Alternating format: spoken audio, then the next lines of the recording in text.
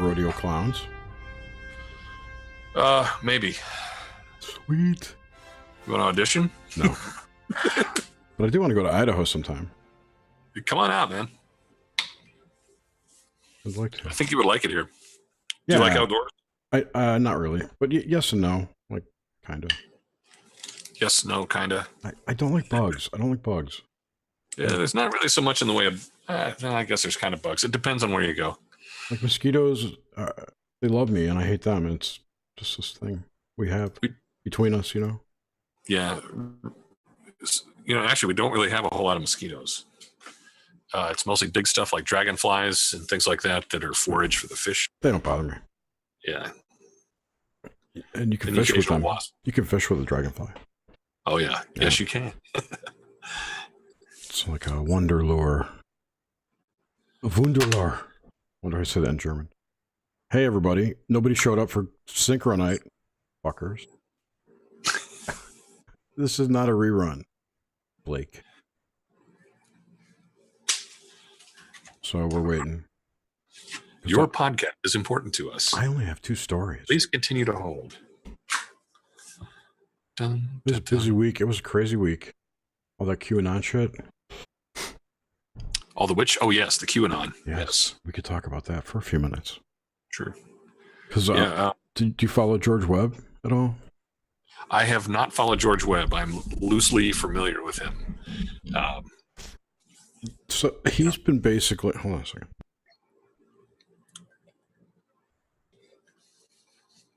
He's been basically legging out on the street, working out what was actually going on with what the stuff that that we think Mueller may be investigating. From the top down, he's going bottom up. That's kind of what, and they're meeting now in the middle. Mm-hmm. The things that George have discovered, 6 months ago, are now there's indictments for. Yeah. So that's been really interesting because the person that he found to be like the responsible party here was that Imran Awan character, mm-hmm. who is arrested for bank fraud, trying to leave the country with, I think, $100,000 cash. Yeah. He gets, like you do. He's going to get a slap on the wrist, basically. Mm-hmm. And there's evidence being withheld and perhaps hidden. I don't really know all the details of what wasn't presented that could have been. Like if the prosecutors even looked into it a little bit, or with some of the data that George Webb had provided to them, the dude would never have been like granted bail. Well, I don't know. I mean, I think that the feds do a lot of stuff, and particularly the FBI, that seems sketchy on its face, and maybe it is. Maybe it's the agents being ambitious, or the case officers being ambitious, that they tend to want to let the bait swim a little while and see if they can catch a bigger fish on it. I don't know if that's what's going on here, but they've been known to do this before. And also, you got to give them the benefit of the doubt that there might be a larger investigation in progress of which mm-hmm. he knows of. They can't talk about. Yeah. Yeah. And that makes sense to me because he's made comments to that, to some journalists, to the fact that, you don't even know what you've done. You've disrupted some kind of, I forgot exactly the wording he used, but.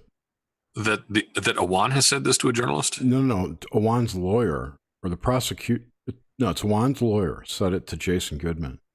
Oh. In a almost threatening way.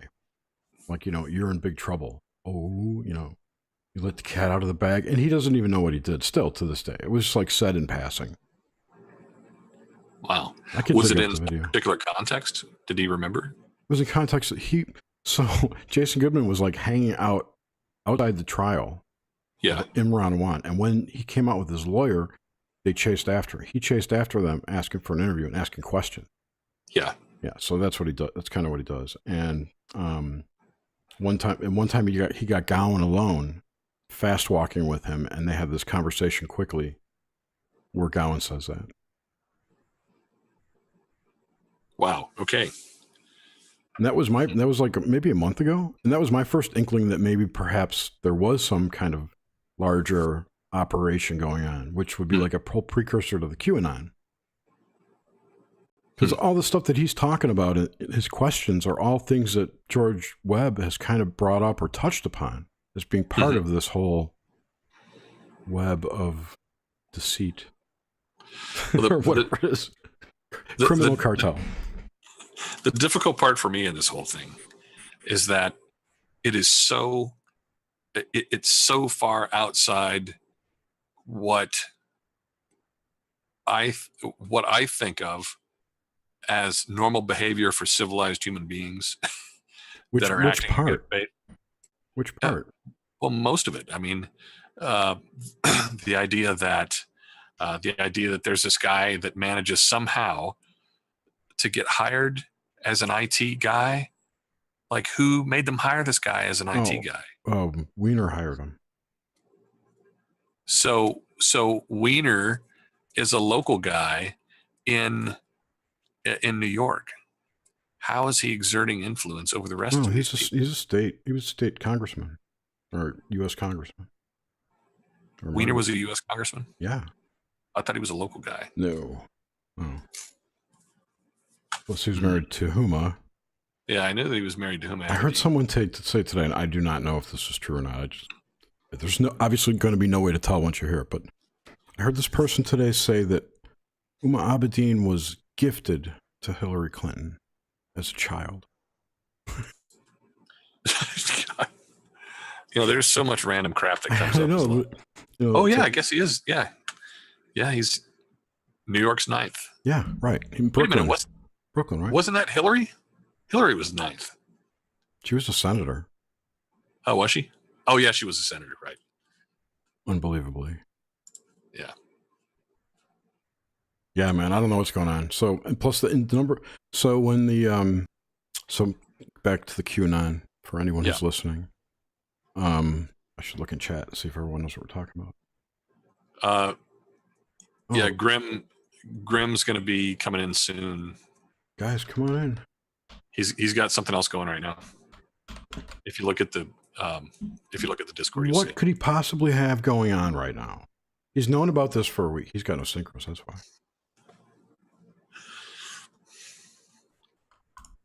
I think he's defusing a bomb. I just told him to cut the blue wire. That'll work. So on the topic of synchros, this number was generated for me tonight for this meeting. This number consists of a 0, 1, 2, and then 3 8s and 3 9s. Ooh.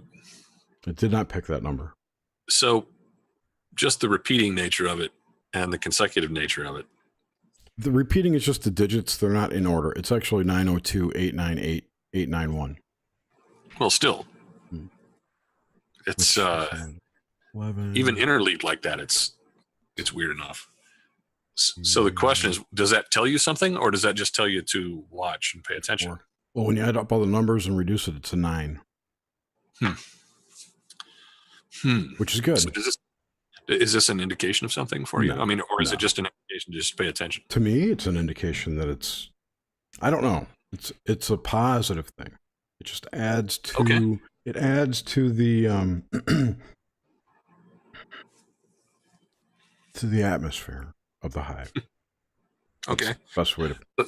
So like a keep doing what you're doing kind of thing. Yeah, like you're on the right track, or you're going to have a good time. It's not like, my life path is to follow these synchronicities. That's not the way it works. I don't think. I think it's it's a situational thing.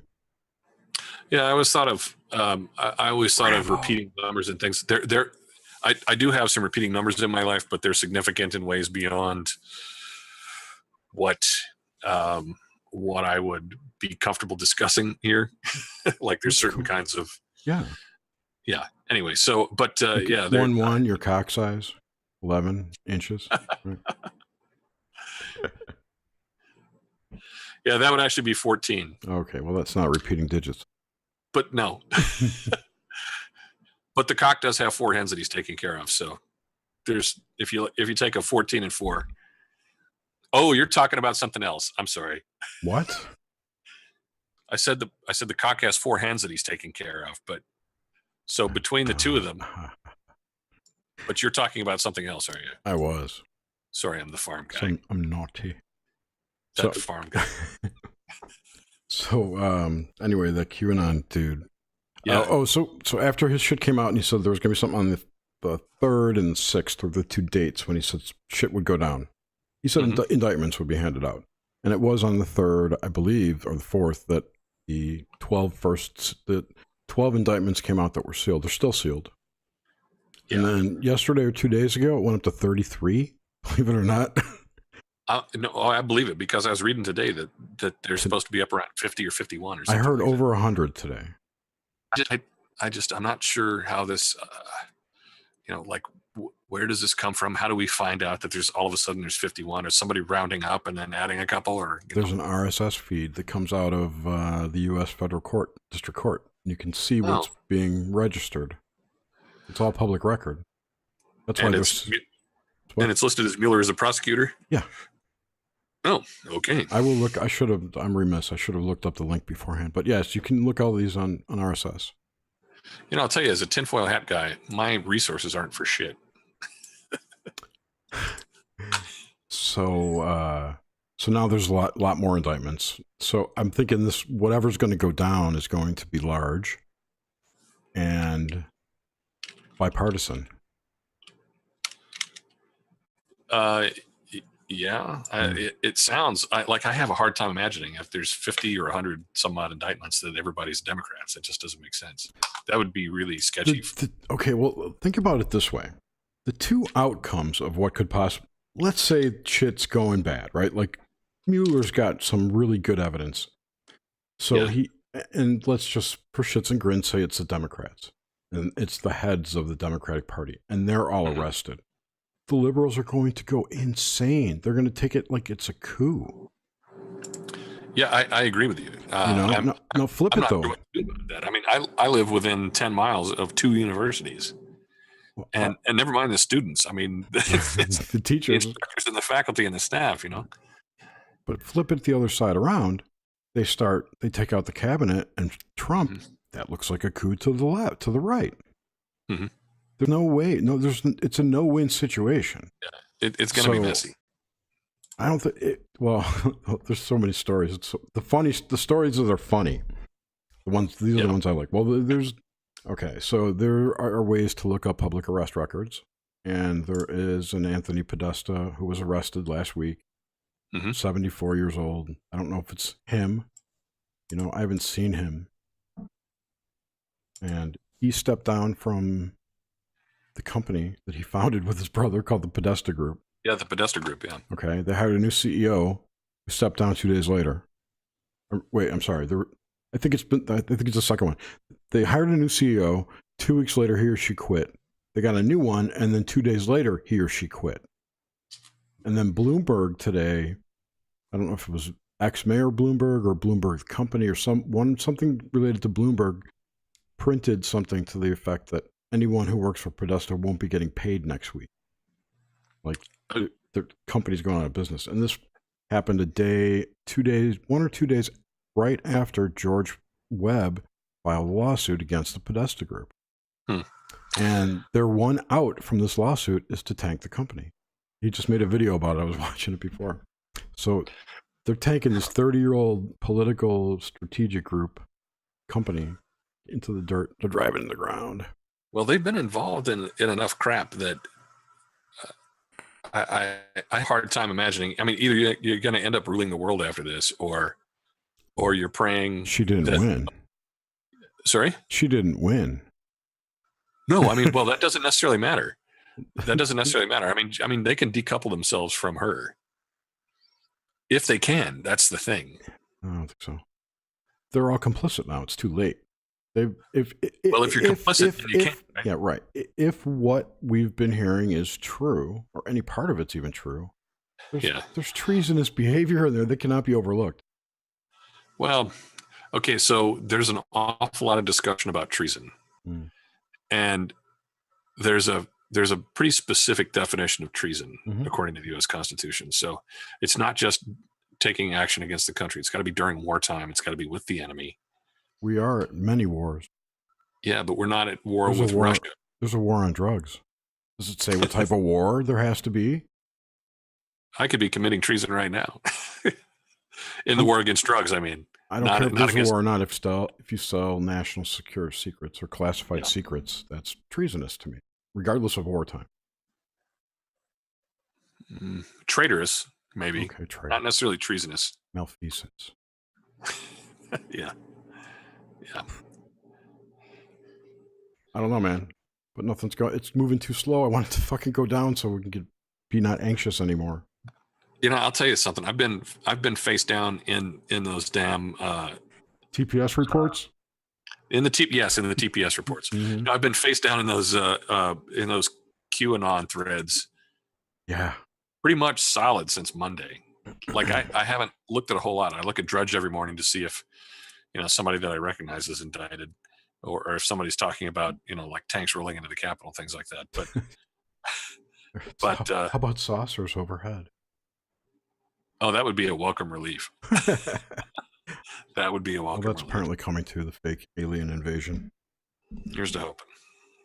If Tom DeLonge has his way, I'm gonna get my popcorn. Alrighty. Not now. I mean, and watch the alien invasion. Oh yes. The Black Goose taking over. No, I think we avoided that future.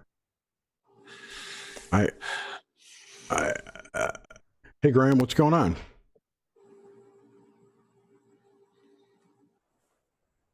He's walked away. Are you going to start playing D&D with us? Just fell down the stairs. Sorry, guys. Yeah, I'm just listening in. Are you okay? Do we need to call 911 for you? Yeah. Yeah, I'm okay. Like I'm gonna shit myself, but I'm okay. So you're better person for knowing this, Graham. He hasn't fallen, but he has fallen, but he can get up, right? Yeah. So I'm just listening in. Enjoying your chat so far. Yeah, we're just talking about the Q9 thing because I don't want to start telling my Synchro stories and then have like dead air. Nice. Well, that's good. Right on. Disclosure project underway, not fake. Oh yeah, the Vault 8, I know. That's one of the Synchros. I guess I could tell that story. What's that? The Vault 8 CIA Vault 8. leak dropped yesterday, and the first package was basically an interceptor.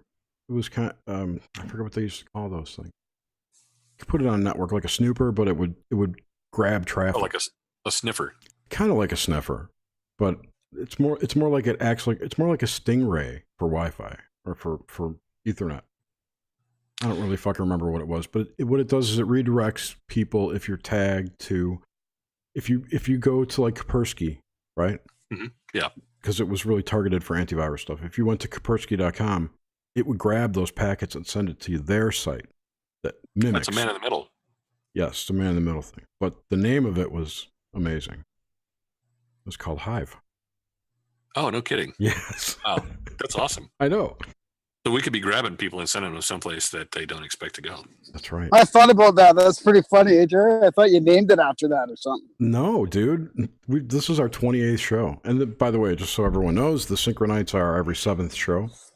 Oh, okay. Perfect. So on the 7th. And when we just announced, when people start to realize it's coming, they start to experience synchronicities. Yes, exactly. That'll be great. So here's your opportunity, Jerry, with this synchronicity.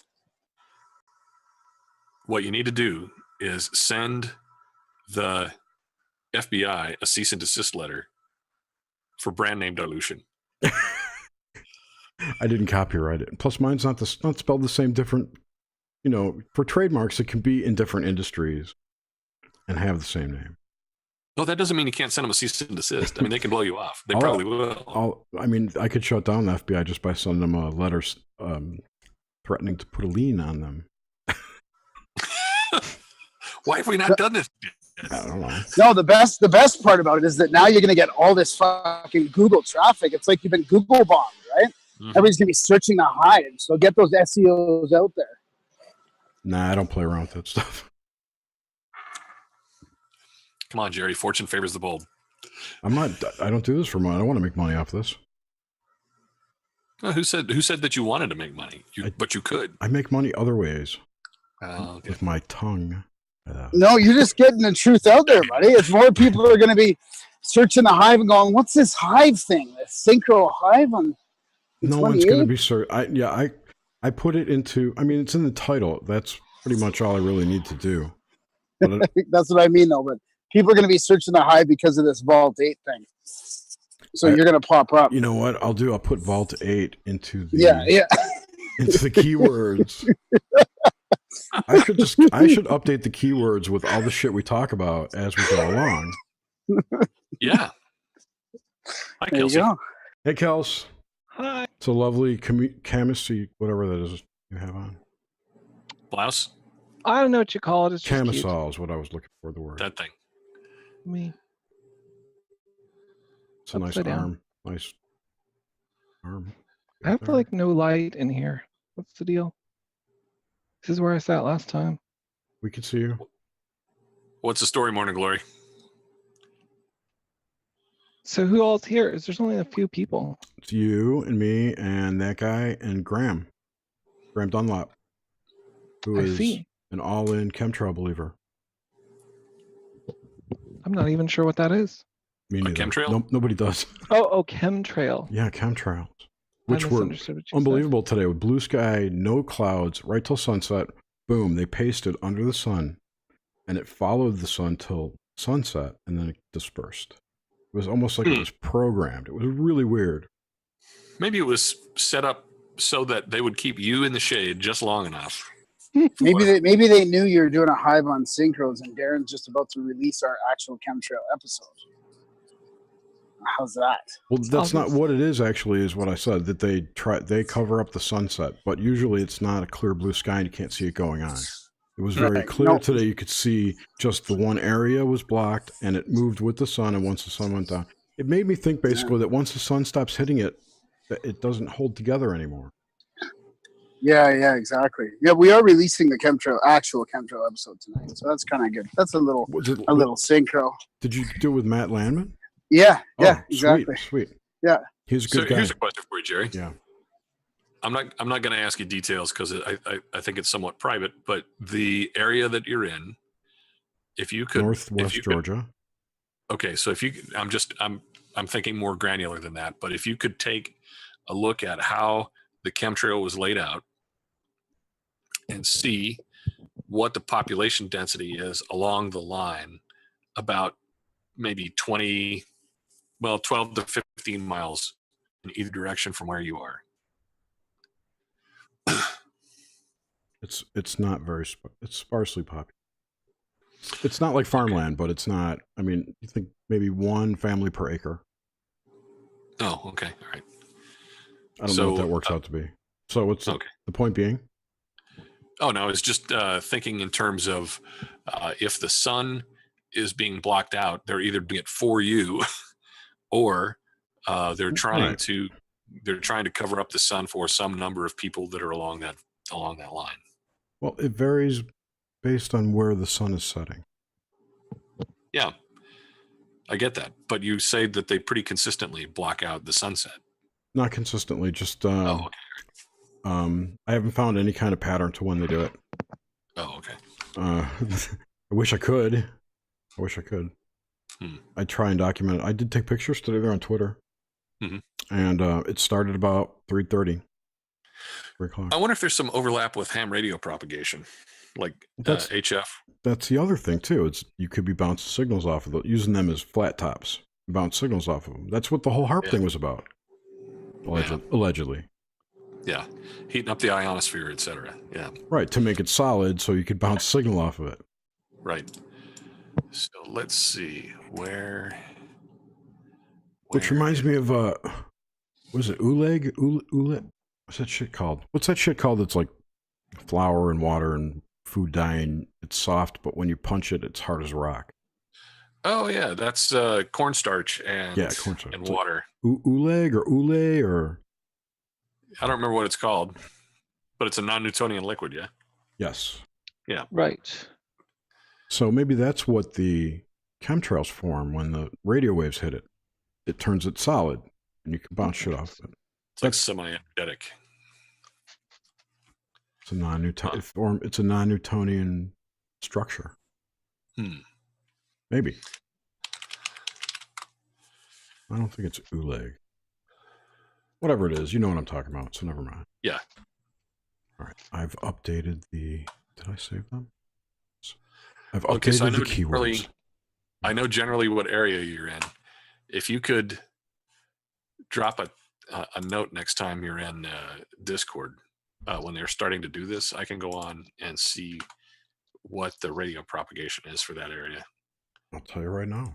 and see how active it is. Well, they're not doing it right now. It's like hours later. Oh, you can see if it goes up or down during the time when there's the canopy. Yeah. Okay. So what I'm thinking of is let me give you an example. Let's see if I can find one here. I understand what you're saying now. It's a cool idea. Yeah, it is.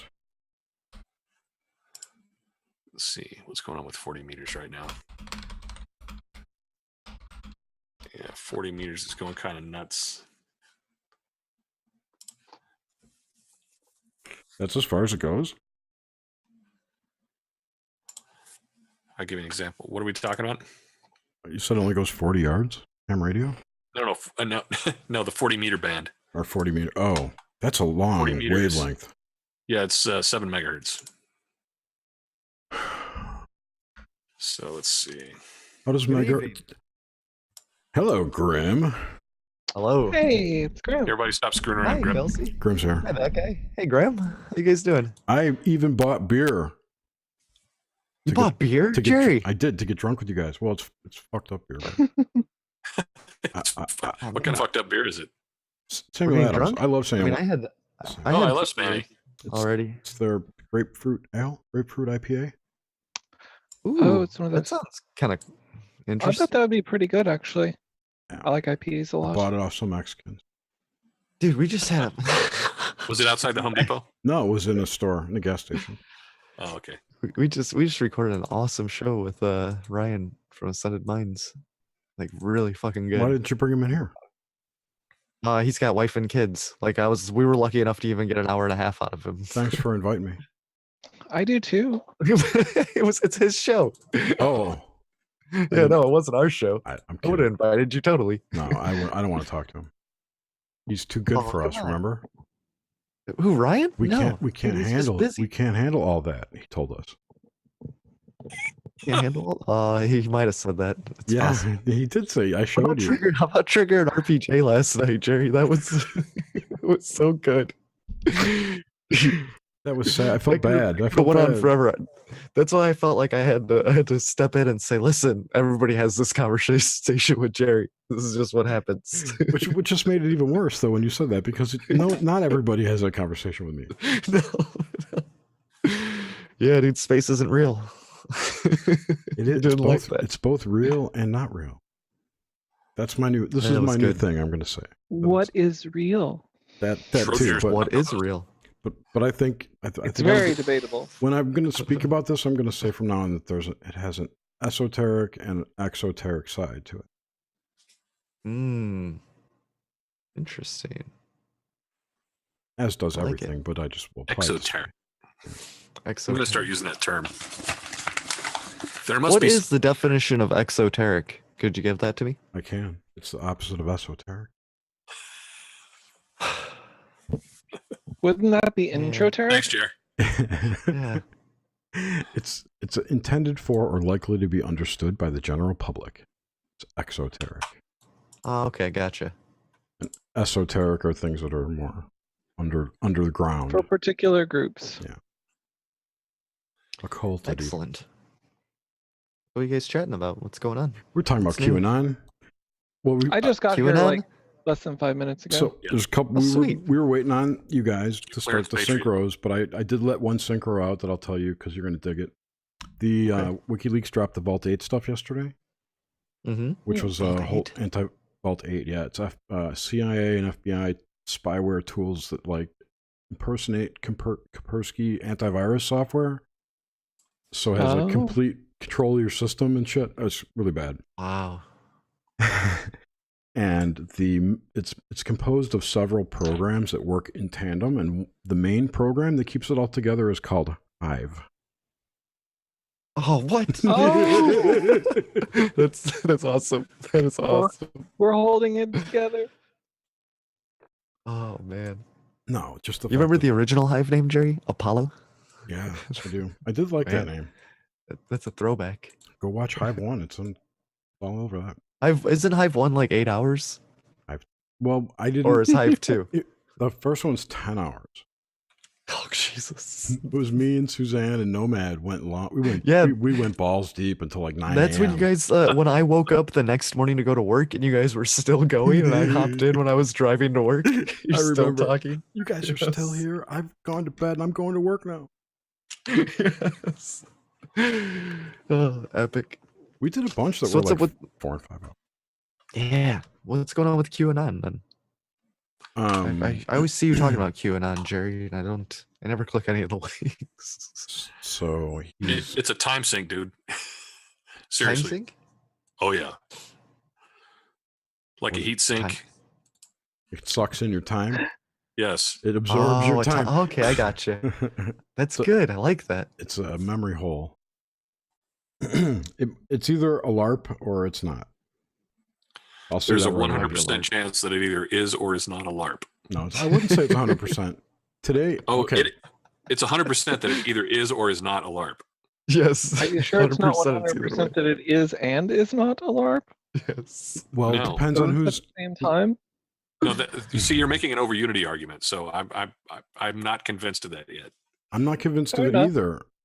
What I'm not either. What I find interesting though, Sure, there's some interesting correlations, and the one that was found today was that the picture that he put out about the city.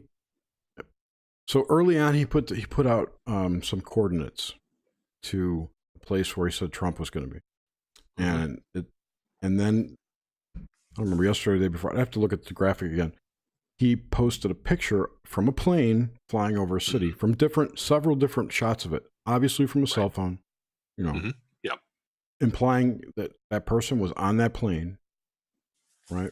And through whatever method, the story that's come out of that now is that was Air Force. That'd be an interesting thing to look at because we might be able to get angular data about that to see what altitude they might have been flying at. I think somebody already did that. Oh, shit. Yeah, I'm wondering. didn't he supposedly leave Southeast Asia today? He flew to China did, yeah, yesterday. there was some talk actually about the islands, the over the sea portion of that showing up being from the approach to Hong Kong or flying over near Hong Kong. Who's going to? Where the hell was he? I don't remember where he was going now. And was there Going to any Vietnam. theoretical? Vietnam, Oh right. yeah, he was in Vietnam. Yeah, No, he went there Was there- today, right? Yeah.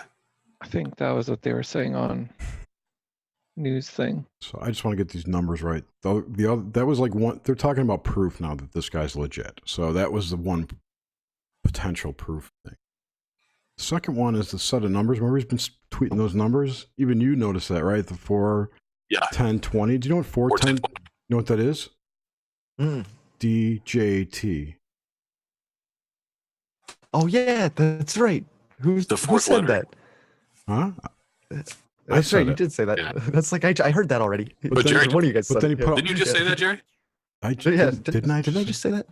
He put out another 2 numbers. There's 2 more numbers in it, which I'm looking for. I don't remember what they were, but they translate to JR. Junior. So was Oh, so man. was Junior with him? That's what I don't know. 4, 10, 20, 10. J, A, B, C. G. It's 10. I'm glad I'm not the only one who does that. Count it off. You have to count Yeah. up. It's 10. J is 10. Yeah. Or 18. Or 28. No, 18.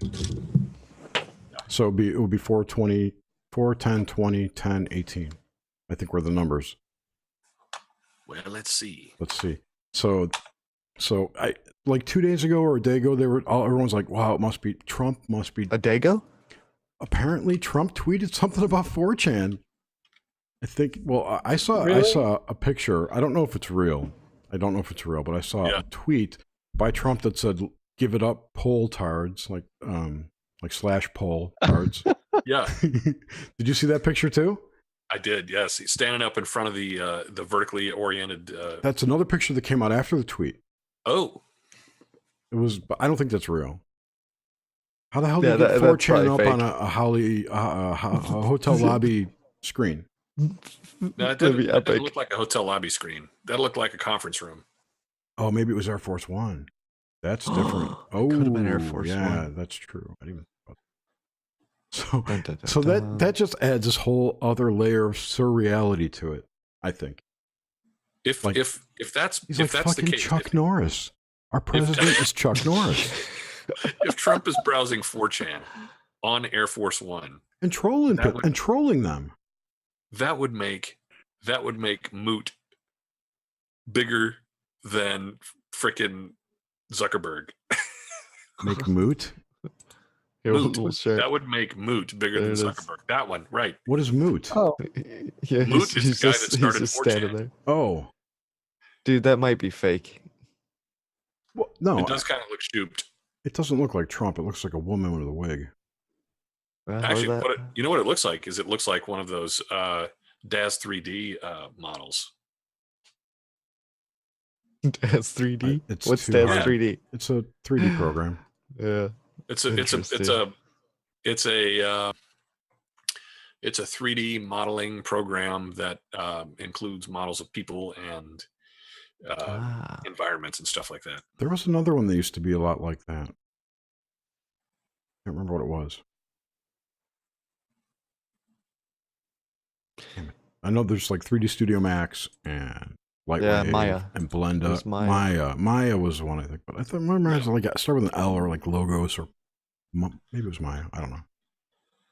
Yeah, I this don't may be know. I don't yeah, this may be care. fake because if you look at it, you could see the top one, the top picture is Pepe Trump. And I tried to find that yeah. picture and I could not find it on any of the 4chan threads.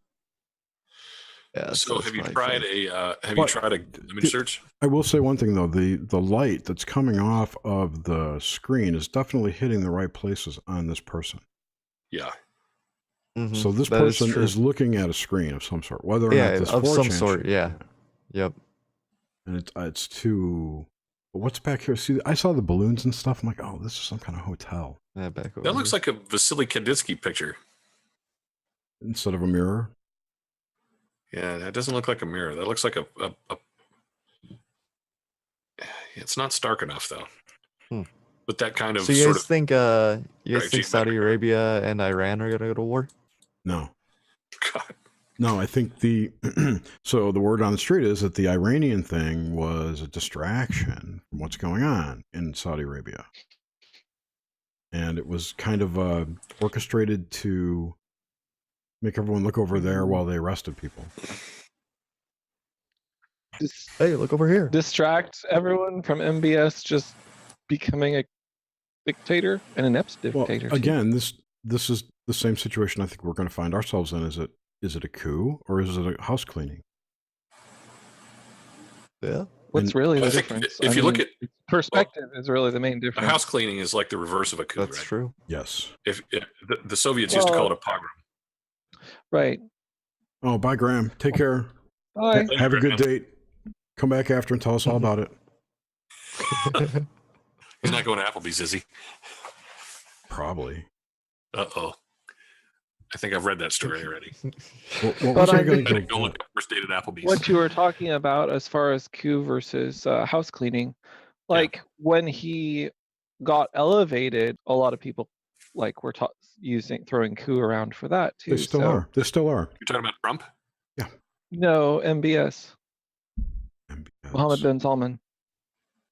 Oh yeah. Well, I know that it's the same situation. Like I said, we find ourselves in. You've got the left are for Salman, and the right are against him. I don't know how the politics I those think parties shake out there, but I think that's backwards. I don't. I think Well, everybody, I was just saying. all I of don't our know. left is in bed with everybody that he's purging right now. Wait, I'm just saying that the point that I made to you before about Yeah. how the one political party is going to think it's a coup, the other one's going to think it's a house cleaning.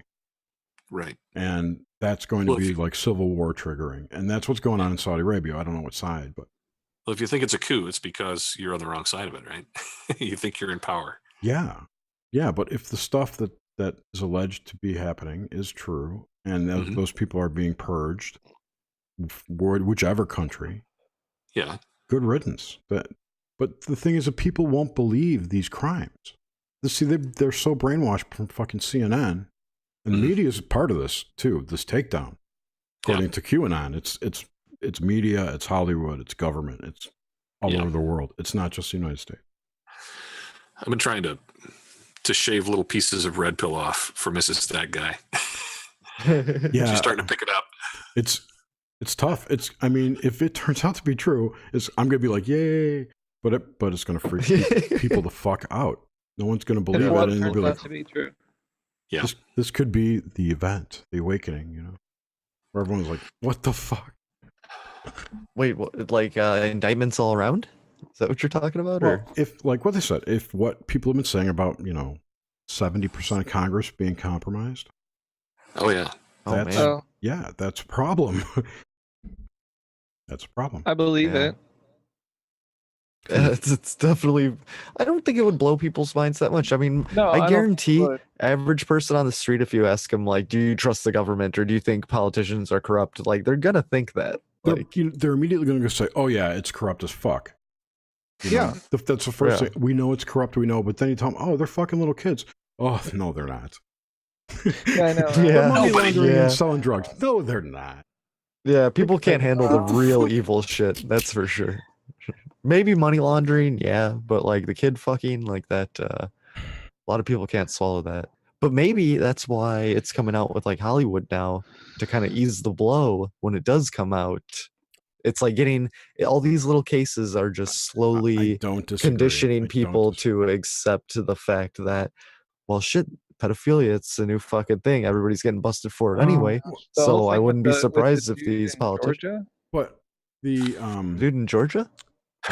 Yeah, because it's like the Lyft driver. No, this was Alabama. No, the guy was it Alabama? Right, Alabama, not Georgia. One state over. The guy who was the former Supreme Court justice who's running for senator, the guy who like is super black dude? Religious rights, like who. Yeah. Anyway, it turned out that like Clarence he'd had Thomas? 3 relationships. No, it was. Good more. Who else is alive? There you go. More. Okay, I've seen that name on yeah, Twitter. Yeah. He 3 or 4 women came out and said that he was fooling around with them, and anyway, when they were like 14 to 19. Oh, jeez. And there were a bunch of like Republican people who went on record being like, well, I mean, and it's like all this equivocating. Equivocating, and it's like, wow, that's at least the ones who are saying if it's true, then it's bad. That's understand. Like if they're saying that, okay, that's one thing. But when they're like, well, I mean, I'm still not sure I'd vote for the Democrat, and it's like, okay. I don't know if I want you on the show, Aaron. You're gonna fucking get me kicked off of YouTube. Hey, what's up, Aaron? Man, oh man. What did Aaron do? Aaron's channel got shut down while he was on the air tonight. What? Wow. My main channel was terminated while I was live a little while ago. Jeez. Yeah. No reason? They didn't give you any reason? They just killed it? Well, I haven't been there to do it. I'm on my second backup channel, and I'm doing the show because my main channel had 2 strikes, and I couldn't live stream. I got 2 strikes in an hour for a couple of videos I put up on Vegas because I highlighted first video was 4 people, and then the second video was 5 people in the crowd saying this is not real gunshot. 5 different people at different places, and that's pretty much all the video was. And I got 2 strikes because of the 2 videos. So, wow. So the second strike means I had a upload suspension for 2 weeks, and so that's fine. And then of course, frickin' Texas comes along, and all I did was I found a huge discrepancy in the story. Right? The hero guy, Stephen, Williford, the hero guy. Jose Campos The was driver or hero. the person who was shooting back? I'm sorry? The driver or the person who was shooting back? Because The guy I've seen who- stories on both of Yeah, them. the guy with the gun, the guy who was shooting back, Steve, Okay. old guy, Yeah. Stephen Williford. He says in his interviews, and I used a tiny piece from Stephen Crowder's interview, Louder with Crowder, which may have got me a copyright. I don't know, but it's fair use, man. You It would should get be- an email if you did, right. like Okay, with a so- big red or pink email saying, you know, you're an asshole. Cease and desist. You should feel bad. It's all mind control. Yeah, so Stephen Williford says in his interview, he says he describes how he left his house. The church was catty corner behind him, and then there was a property in between him and the church. So he went out of his house, went into the neighbor's yard, describes how he saw the vehicle with the door open, and then he says, and I saw the shooter come around the front of the car. And then there's a woman by the name of Fiora Brown, and you can find her story in the Washington Post. And she says she was in the church. Yeah. Oh, right, on the roof. Yeah. She was shot in the legs, and she said the shooter was going around finishing people off. And she said he pointed the gun and shot the person next to me. And she said I thought it was my turn to die when the shooter was interrupted by a man at the door who shot at him. He said I heard a gunshot from another gun. And it was Williford interrupting him at the door, is what she says. She identified him as Williford? I think so, yes. Or did she just say that it was some guy? I can go back. I mean, it is a church in Texas. It might be a All I heard was she was saying the shots came from the roof. Can I? All the shots. Well, I would screen share. Please and do. show Go ahead. you the Go video, ahead. but I'll probably get Jerry's No, channel. don't show the video. We'll put links. Send me the link. I'll put it up. What I'm doing right now is I'm watching it on my computer, and give me just 2 seconds and I'll read to you exactly what she says. This is from the Washington Post. Up until that point, Farida Brown had only sustained shots to her legs, but as the shooter fired into the woman next to her, Farida Brown prepared to be slain. At that moment, she heard a shot fired from a different man at the front door. It was Williford's presence that distracted Kelly. So they just kind of assumed. Yeah, there wasn't an actual quote from her saying it. Huh. Well, that's WAPO for you. Yeah. Well, that's the story. And then this guy's running around giving interviews, telling his story, and he says, I saw the shooter come from around the front of the vehicle while he was at the neighbor's house. He was had traveled from his house towards the church, had to go through someone else's property to do it. And that's when he noticed the vehicle, and then that's when he noticed the shooter come around the front of the vehicle. He does not describe going to the church and standing in the front door and taking a shot at the guy. What does that say? Do you know what I mean? Because that's a key. And by the way, he's given multiple interviews, and he's one of those guys where if you listen to several interviews, it sounds like he's just reading a script because he repeats the same things in exact detail, word for word, like, piece by piece. I mean, I've been in an actual shooting like that before. Whoa. What? I was saying, whoa. Oh no, there was this group that I used to go hang out with. It's like a weird. Before I was like out as trans, there was this like big. Well, not big. It's like the regulars were like a dozen or maybe 20 people max, who were like a bunch of attorneys and stuff here in the state capitol, and they got together and meet every week. And this one particular night, there were like 7 of us there, and I got invited because like it was really weird because I got invited to basically this influential gentleman's get together, Yeah. casual cigars and whiskey, which I love because of the cigars and whiskey. But we were sitting around one night, and there's this dude came around the corner with a gun, and anyway, it was a long story. I wound up in court, and I wound up testifying a lot. So while I understand what you're saying about how it can come across really mechanical, that's often because by the time you're telling it on air, you've also told it to like 30 people that you know. Oh. It's like if you break your leg or something, and Yeah, people are like, "Oh, how did you break your leg?" That's a fair point. Not to say that that doesn't mean. I'm just saying it's hard to tell the difference between Right. someone who's reading from a script and somebody who's reading from the script in their head at that point. Yeah. So, They just have it all planned out. Yeah. and if Well, you're not you good know, on camera, I'll even back that up. I've had some traumatic experiences, and time does seem to slow down, and certain details are oh yeah. just embedded. So I see what you're saying. That's a good point. But I mean, there's still the Nevertheless, his discrepancy story is. didn't line up with. Yeah, the stories don't match. Well, and it almost. I would be more. I would place more suspicion on anything from WAPO than anything from some dude doing an interview consistently. Yeah. Well, considering Washington Post's Right. connections. The CIA's Facebook wall. Well, if look, obviously I rubbed somebody the wrong way with that one, right? Clearly, yeah. And I didn't say a word in my video. I played a small clip of the interview from the hero, and I showed the article, and I pointed to it with my pen. I literally use my cell phone on video my screen on my computer, and I used a ballpoint pen. I didn't even say a word on this video. Yeah, you're just being like, wow, this is kind of weird, guys.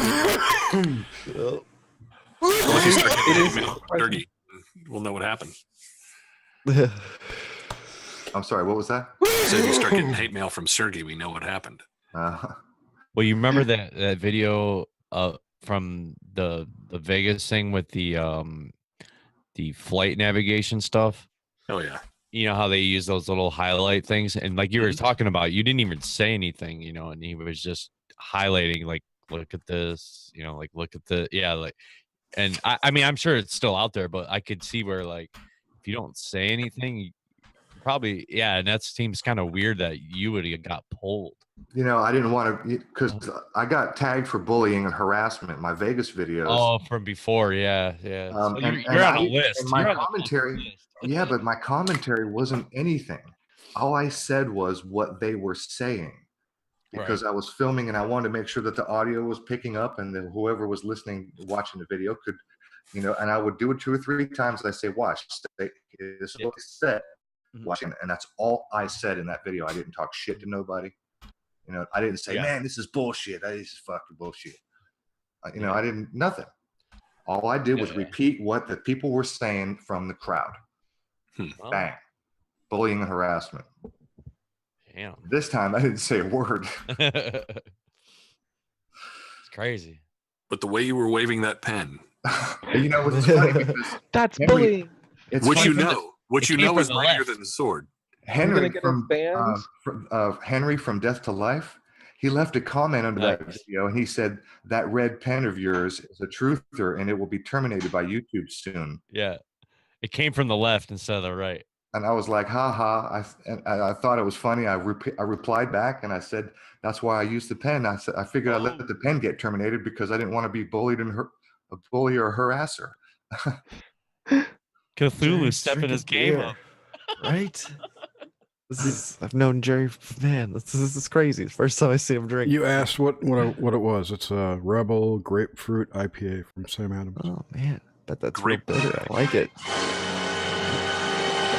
Adam is fruit beer? It's a limited edition. Okay, that's probably a good thing. Cool, man. I don't think I've ever had a grapefruit one. I have. It's really pretty good. I went on a long, 2-year tear of Red Apple Ale. Oh my god, that shit was like, it's so sweet. You get a diabetic coma and drunk at the same time. Fuck yeah, dude! Like awesome. I used to get the zombie dust. I would go extra shakes. Shit, I've done a few of these shows on the 8-ounce or fucking 24s. Man, I get like 3 of those. I love actual hard cider. Getting those things. I'm a mead fan, to be honest. Hey, listen. Adam's making mead. Where's Adam at? I don't I had know. a friend He's who in makes he mead. was I'm in planning chat. on doing it eventually. It's real easy. You just get a big glass Yeah. 5-gallon A1? drum. What? A1 is making it, Grim. Adam Tarsus. Yeah, dude, A1. Yeah. A1's gonna be making. Oh, is that his Awesome. nickname? I call Yeah, it A1. he's A1. Wait, we got to get Smokey in here. Yeah, where's he? Oh, dude, What? there is this. Smokey, there's SMQ. SMQ. Shout out SMQ. Paging SMQ. AI. Computer, please tell SMQ to join us. Thank you. Ding. So yeah, there's a distillery right on the other side of the border over in Washington. This place is called Cougar Red, and yeah, exactly. Well, Washington State University Cougars, right? So these guys work with a local. They work with a local cider mill. So when the cider mill presses the apples for the cider, they have all this solid material that's left over, and the cider mills send the pressed dried stuff over to Cougar Red. Cougar Red then boils it, re-ferments it, and distills it into vodka and gin out of apple. And they have this. They have this stuff over there that is a mix of an apple vodka and an apple gin with a cinnamon stick in it, and they call it apple crack. Oh man. because people cannot get enough of it. It sounds really I don't good. think they've even been able to bottle enough to get it out the door. I mean, people drink it as soon as they finish distilling. You know what that reminds me of? Tobacco.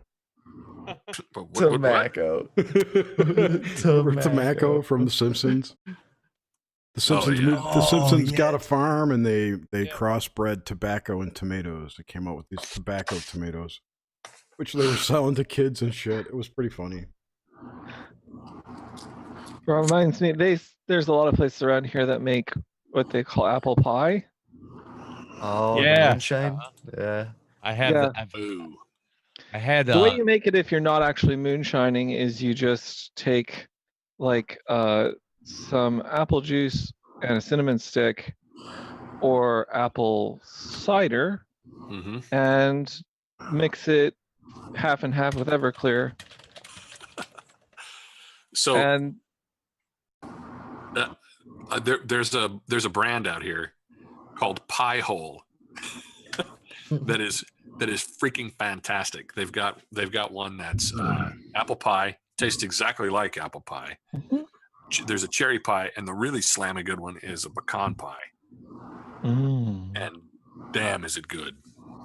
Yeah, I'd be in trouble if I put a lot. There was a pecan whiskey that was for sale that was really good. Can't remember what the brand. I had pecan. I like businesses Dude, with clever names. Pecan is what you keep under the bed.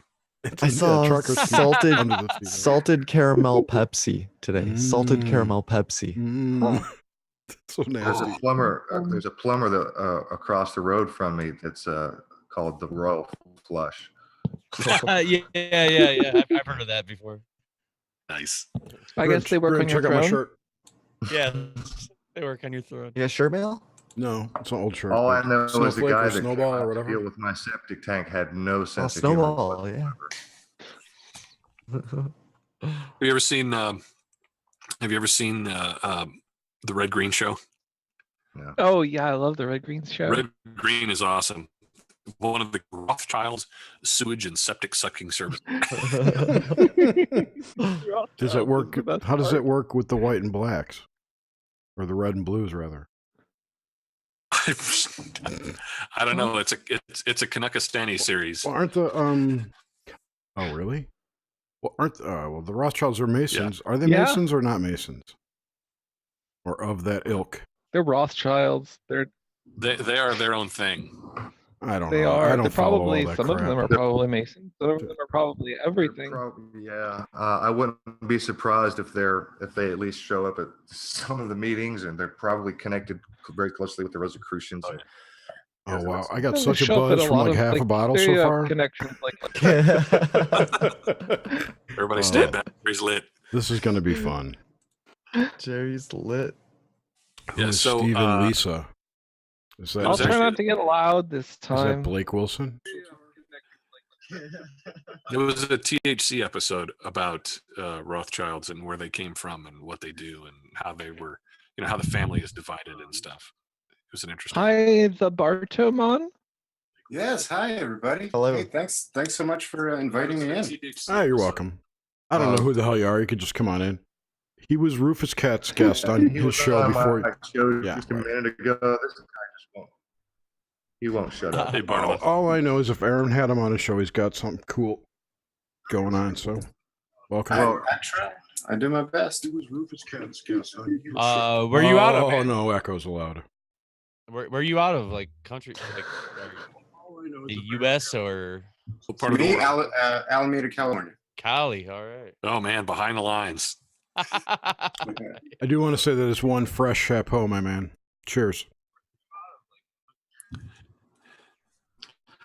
So the Bardamon has some really interesting Who's playing the video geometry in a that, tab? Please stop it. he would probably like to present. And him and I have some other things that I would like to talk to him, but we can do that either now or later. You're but gonna whatever. fucking hijack my Synchro show because you wasted all that time on your show bitching about getting kicked off your channel. So now you got to come broadcast on my. I see. Okay, No, sure. It's totally cool. We spent too much time picking apart the damn false flags, and we didn't get to the fun stuff. I know. I'm busting your stones. You know that. I know you are. I know you are. Brandon Young, I sent you an email. You should have a link.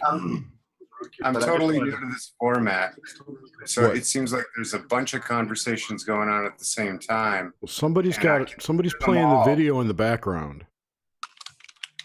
Oh, let me double check that that's not me. Just close all your browsers. You know what? It's me That's- playing my own damn self. So Yeah, you were watching it. It's cool. No, everybody Yeah. does it. It's like when you hear people calling on the radio and they say, "Turn your radio down," Yeah. and you're sitting there going, "What a fucking idiot! Why does he know that?" You know, that's what you just did. It's because everybody does it. Not thinking about it. No, I know. I do that on I the know. airplane. People stand and struggle with stuff trying to fit it into the overhead compartment. I'm like, is this your first time ever flying? Have you ever done this bear before? with me. Why does he know that? That's what I'm just saying. That echo's cracking me up. No, I was actually playing. Okay, I wasn't. No, better. I This wasn't should be playing less myself. confusing I was for playing- you. I was playing you guys. So okay. That was All really right. funny, though. I'm not used to this format. I clicked. I No, clicked that's on the great. link and I had to download the The Zoom app. the app and Oh, so okay. yeah, this is all kind of new to me. So yeah, thanks again. It's nice to be here. You're welcome. Thanks for coming. So I knew that this would be right up your alley because you guys talk about this stuff all the time too, the sacred geometry and really interesting shit like that. So Bardaman is an artist and a graphic designer. So I just wanted to introduce him to you guys since you're not familiar with him. And if you wanted to go there, we can because he's got some good shit. Hey, right on. Yeah. Aaron says that this is the coolest group of guys on the interwebs. So We have to ask you a question, though. We have newbie questions. Yeah. Well, just because tonight. What was our question? I forgot what it was. But here's It was one. about synchronicities. That's what the question is tonight. Have you had any synchronicities this week that were I notable? didn't get that question. Well, you already knew it. yeah, nothing but the whole The- last 4 weeks ever since I got in touch with first with Amy and then through to Aaron and yeah, it's been rapid fire. So yeah, I mean I can bore you with the details, but No, just short pick, answer. pick short one. answer, Pick one that was really nipple raising. Okay. Cut some glass. Yeah. How about this? Talk amongst yourselves while I think of what might be the best, most interesting one. But you're next to speak, so. Oh, okay. Does anyone else have any synchro stories? Follow the rules. Oh man. I do. Okay. I might have told you guys already to tell you about the Chuck Zukowski when Yeah. I went on vacation up to. No, it has to be in the Doublestown. last week. Oh, in the last week. I'm sorry. My bad. So I had all week. Every car Almost every single car I got stuck behind had repeating digits in it. Goes back to the repeating digits again. Mm. And I've got pictures of very, very many of them, like at least 24. Damn. And I don't go out much, so it was just really interesting. Even on the highway, I saw duplicate cars going by, like a Buick wagon go by, a black one, and then another one go by. Different Wow. plates, not government. Like, is that like the black cat in the Matrix? Yeah, exactly. That's exactly what I thought. It's a glitch. Man, it was just weird. And then the repeating digits today was just crazy. I had 3 in front of me at once. Like, So is that like the black cat in the Matrix? It was like 3 black hats in the Matrix. It was a 77, 88, Thanks, and 99. Like 7, 8, 9. Appreciate it, brother. And I said, "Thank you, computer."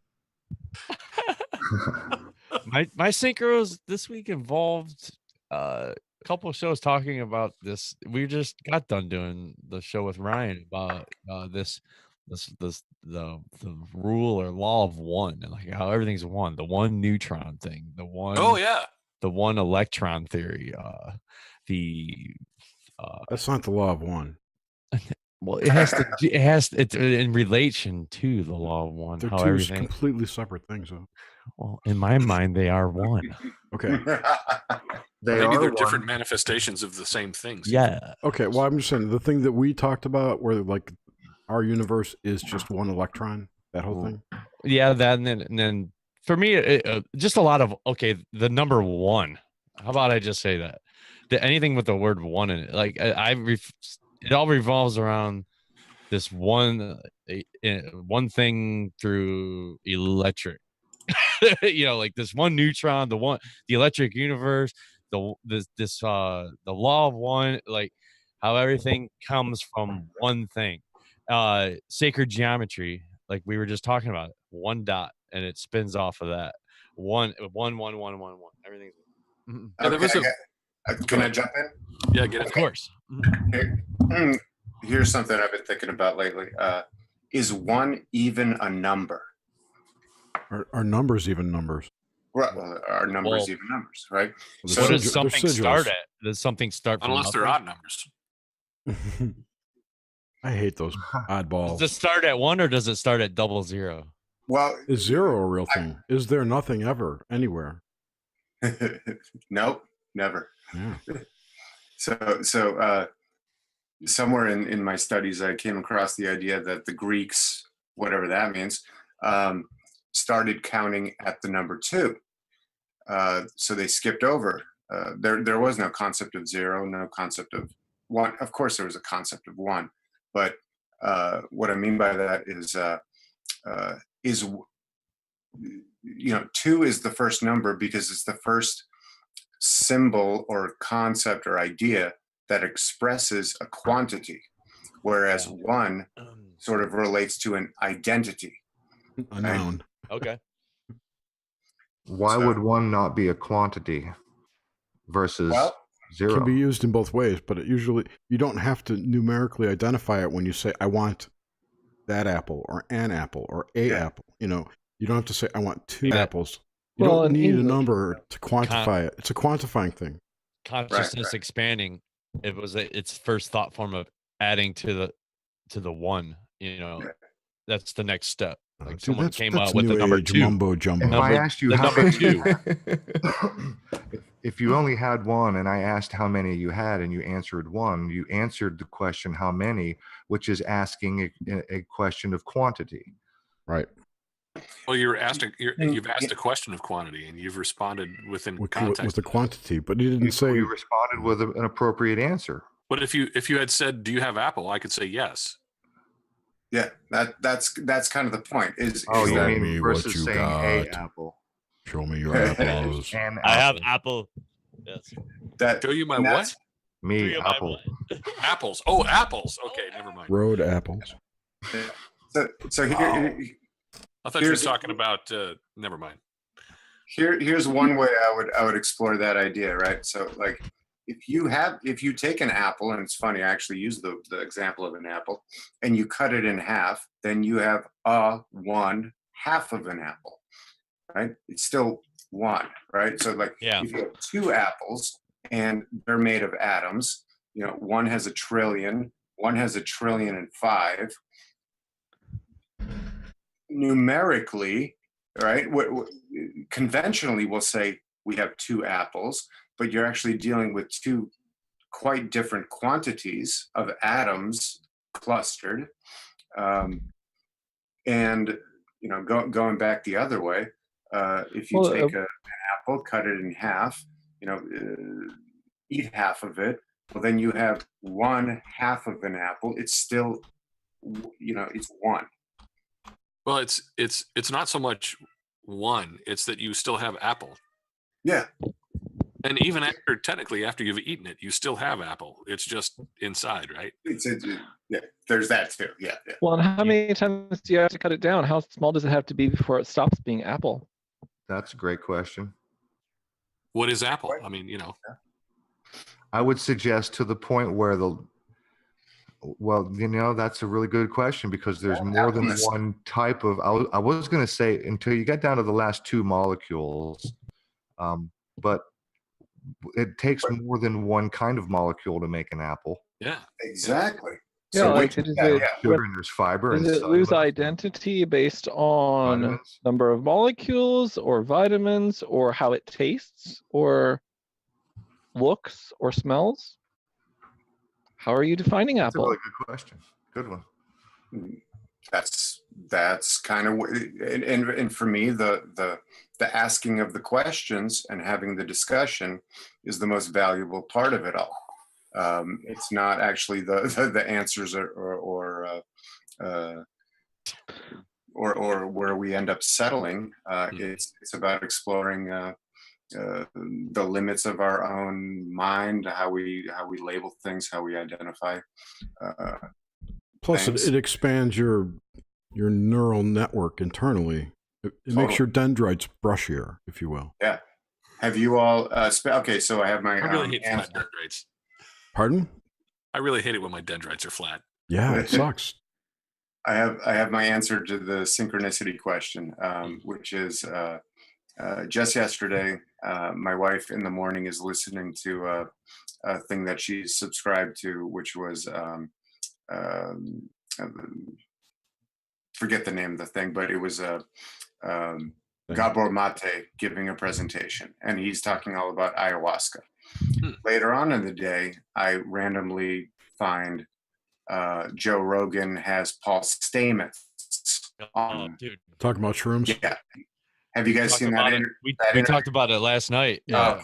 On an episode. Yeah. No, I mean, just we did a podcast with one of our friends, and we had talked about it. It was awesome. Yeah, that show was great. Awesome interview. Awesome. It was a really good show. Yeah, I sent that to you, Aaron. I don't know if you guys. I got about and if you want the way through it, and then if you want to talk about how life reverts back to one fungi, and everything is we are everything. We are fungus. We are fungus. Yeah. That's a very interesting. When you sit and listen to that, there's a lot of mind bending stuff in it, man.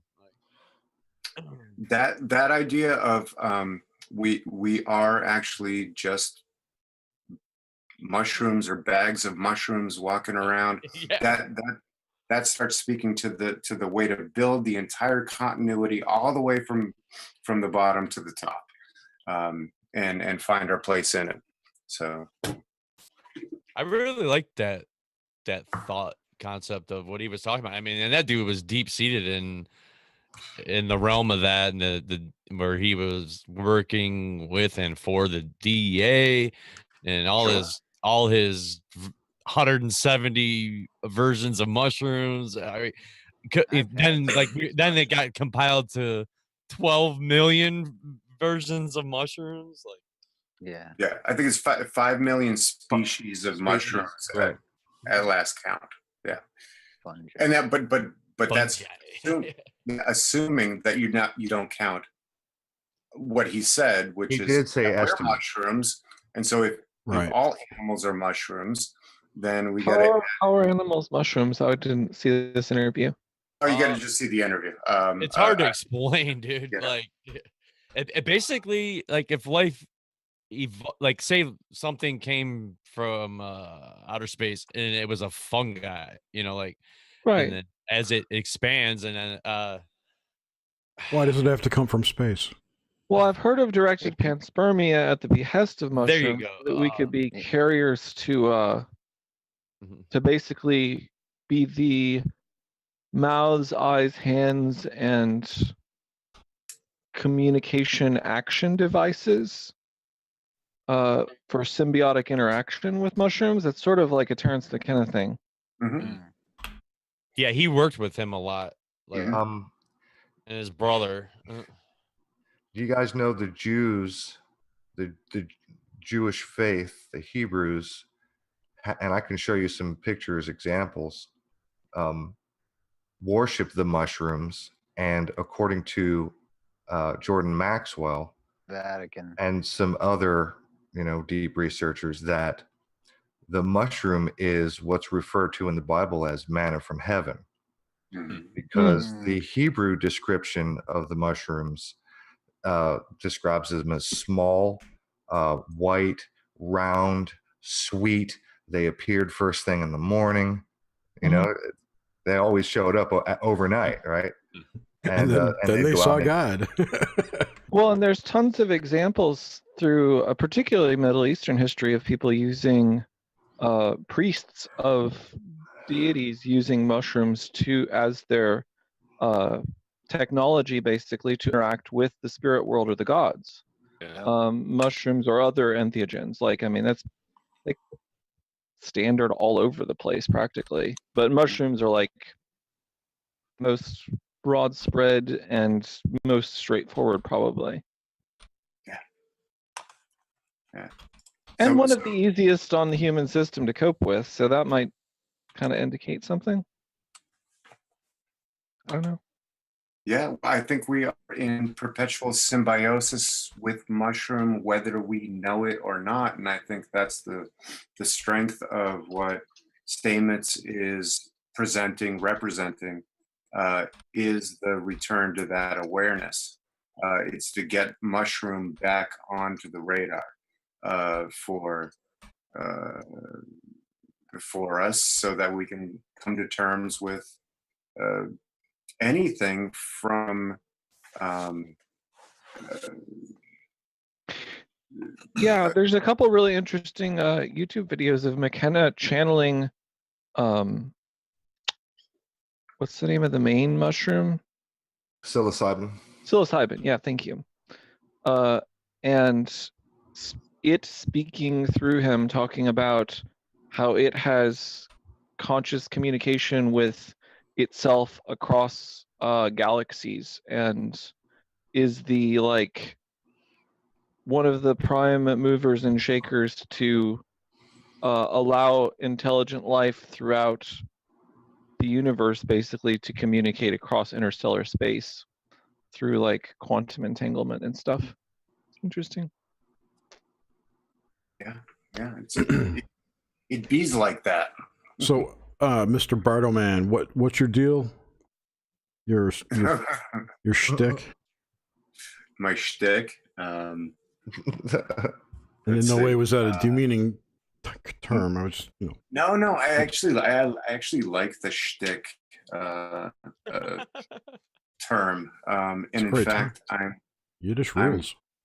I'm kind of coming into my shtick, and I think that my shtick going forward is going to be this circle-based geometry that I've been working on for last 16, 18 years, and just the story of it, and I think it's worth putting out there, because anybody can, once they grasp the basics of it. Why don't you do the Fibonacci presentation? Yeah, I could do that.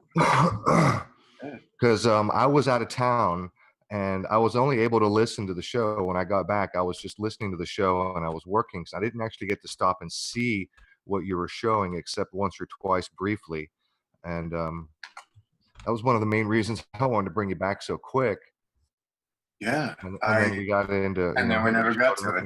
But here we are doing this. So and now we can get to it. So like I said, I'm looking around like a curious cat here. I'm just okay. In case you guys are all wondering, Okay. he figured out that the Fibonacci sequence shows up in this circular pattern that The golden ratio. yeah. Golden ratio, Fibonacci, phi ratio. Yeah. All these are just words to Just point to a he was phenomenon. stacking circles in a very Yeah, let me- simplistic way.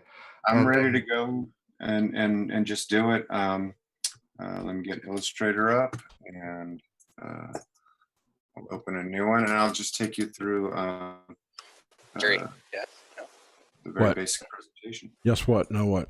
yes, no. You know, I'm- Bart, one I'm thing I thrilled to did see want you to tell here. you. Thank. What? What are you talking about? He's trying not to interrupt, I think. Oh, he texted me. Adam's here. Sorry, Hey, everybody. welcome, I'm Adam. Sean Trying Chambliss. not to interrupt. Actually, effectively interrupted better. Hola. Good job. Everyone's here. Damn. Sorry, Where'd Bartman. Grimstate go? No, not a problem. No. I think I might have lost him. I'm the new Probably guy tapped amongst a group of friends. Well, I mean, this I is am only very- my second time, so FNG. Hadn't heard that in a long time. I remember Alrighty. first All time right. I heard that someone laid that So- on me too. There's a gentleman, alleged gentleman, in the chat who's freezing.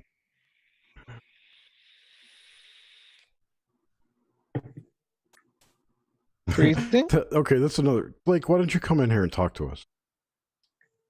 So this guy in the chat is tripping about the AI, which is a good thing to be tripping about. I'm not saying about it's AI. wrong. Yeah. So Oh, is I this wanna- AI in relation to Q? You mean the It's Q? It's, it's related to another Q. It's one named Quinn.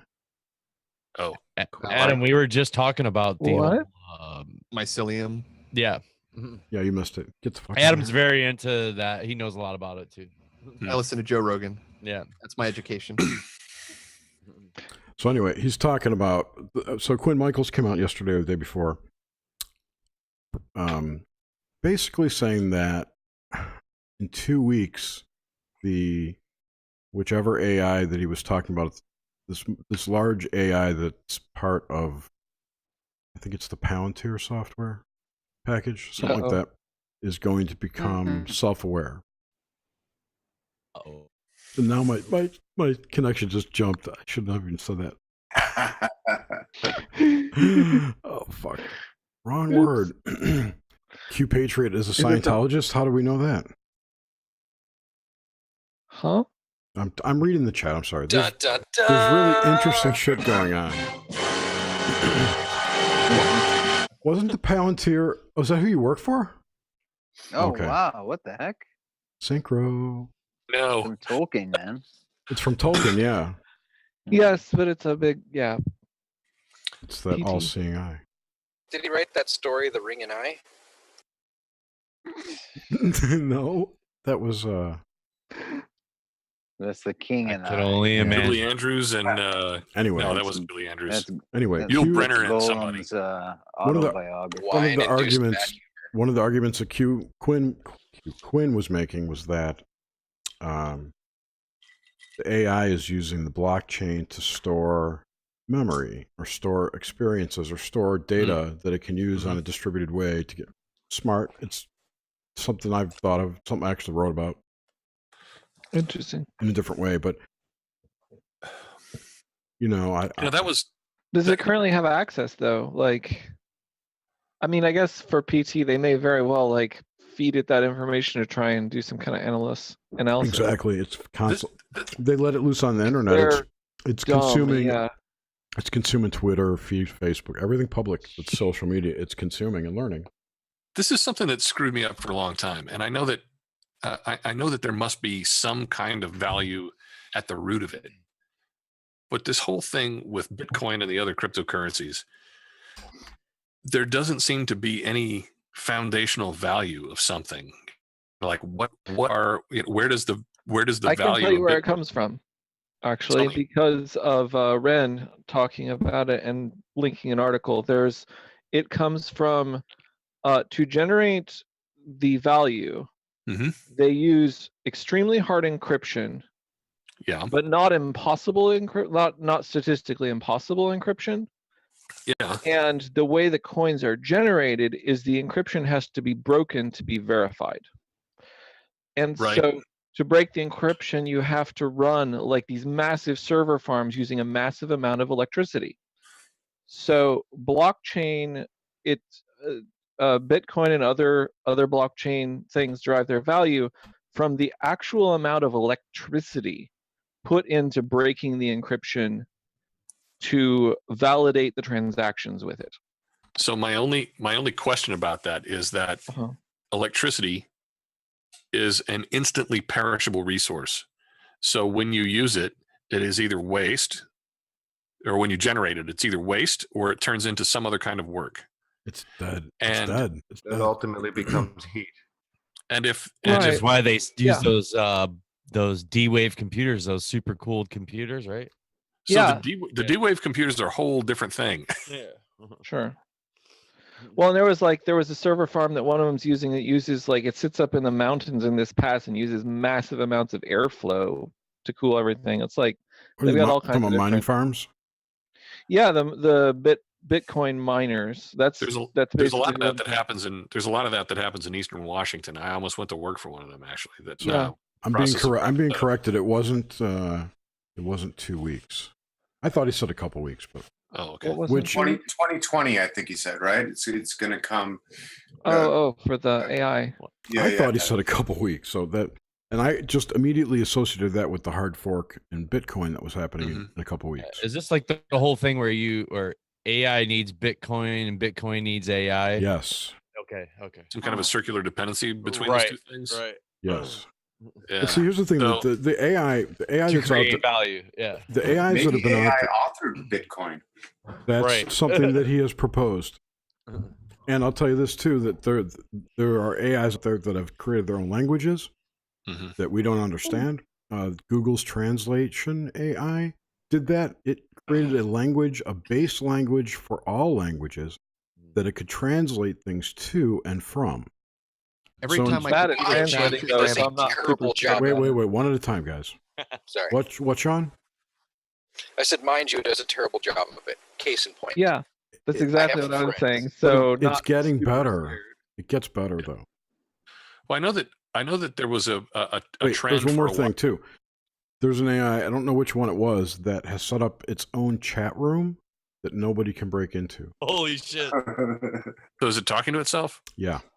That's Does what it? No, Does I it mean, can you it don't predict know. what it's about to say? Well, nobody knows what's going on in there, but I'm just saying, you're locked out. It could be singing in the shower for all we know. It doesn't matter. Doesn't matter. Sounds like the Skynet, chat, It matters when it So matters. Skynet has already been born. Pretty much. sounds like the chat room I set up in my own mind. I mean, does our discussion even matter? Matters to It me. does Well, let me not. pick something up. We're It's all a being matter of told that we perspective. need to just stay on point and get this information out about the AI. I don't know what we can do, but So it's interesting. I heard. I didn't hear it. I was reading it in the Q threads, in the calm before the storm threads on 4chan. That, and I'm like 99.9% certain that this is entirely a LARP. That said, the speculation was that there are two competing AIs. yes, I've And heard that that. one is supporting Trump and the other is supporting the current powers that be and the current powers that be. I've heard that. Exactly. Thank you. I've heard that. The two are It's- fighting it out. Exactly. It's a good and a bad AI. Is what it is. Like, but it's not good. The good AI is not good, but it's on our side. It's not that it's our AI. It's just an AI that's aligned with us.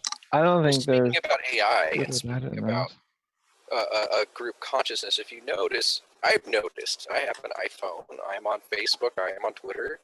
You know, I'm deliberately connected so that no one thinks I'm trying to avoid social media. I will have conversations with people about specific things and I don't search up on my phone, and then suddenly I see a whole lot of metadata information popping up on my phone about those very certain things. I go, You know, I've had targeted advertisement based on something that I spoke to people just in human interaction conversation, nothing online, nothing I did a search. That's been documented publicly, like, and officially recognized, actually. Like, I have never gone online and looked for LASIK surgery, but I've been talking about getting a new round. It's been about 10 years and it's time for me to do it again. And I've never said that online, but I'm getting all kinds of targeted advertising for LASIK. Yeah. Well, that's because they can monitor, like, the AI algorithms for advertising monitor the microphone inputs on your phone. Are you guys familiar with the consumer guy, Clark Howard? No. Okay, well, I guess he's more I am. local to my area. Jerry, I know He's you like are. 60 something, isn't he? Can't believe how old that dude is. He looks young. Say the name again. Clark Howard. He's like a consumer spendthrift. advocate. Yeah, whatever. Most areas have their own, local consumer advocate guy. You got a problem, you call this guy. He's got a, you know what I mean? I spent too long time telling you who he was. I do that all the time. The AI thing, Google. I got an article from my wife that's a Clark Howard, and you can look this up. Google is listening to you when you, like, right now, all of us. Hi, Google. And recording, and so your voice, just your voice alone, let alone, regardless of what you're searching for, but your voice is being recorded for the AI programs. Speaking of which, word to your mother, Sergey.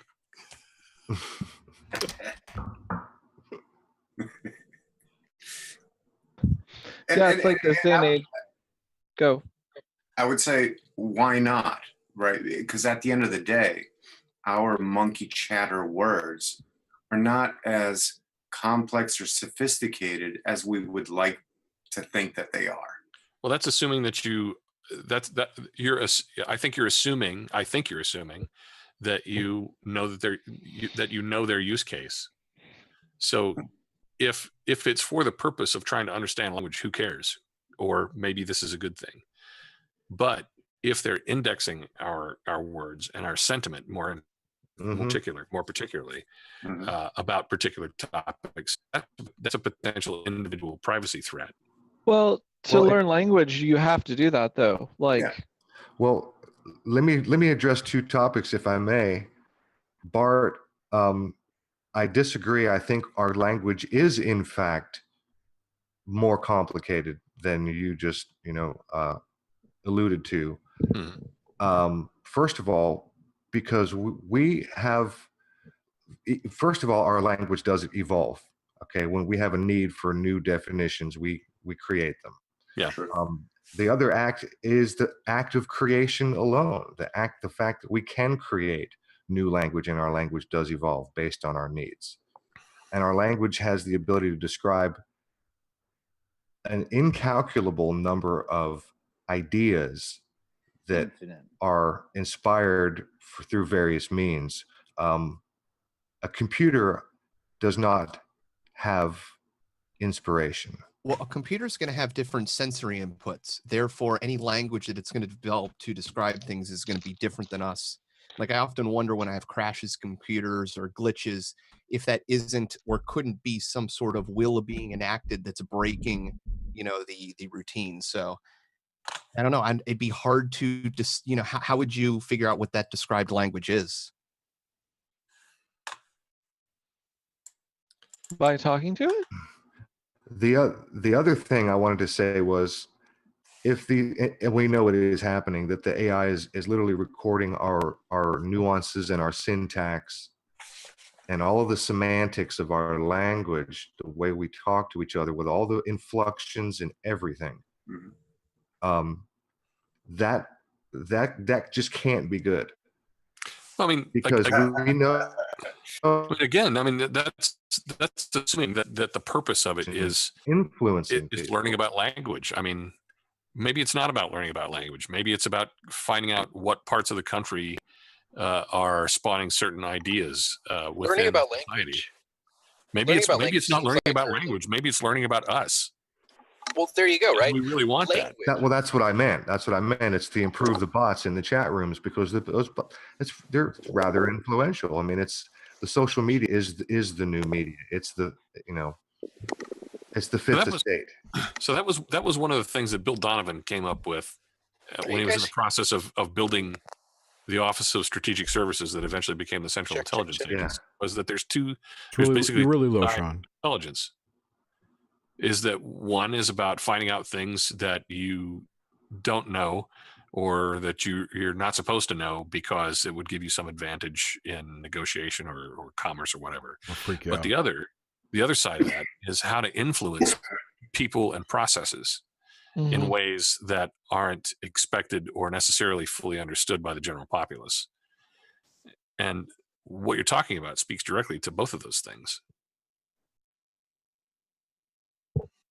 So anyway, if I can make a point like this, kind of what I was trying to say around monkey chatter, right, is that the amount of ideas and words that we can get out and through and onto other people is sort of time-based, time restricted, right?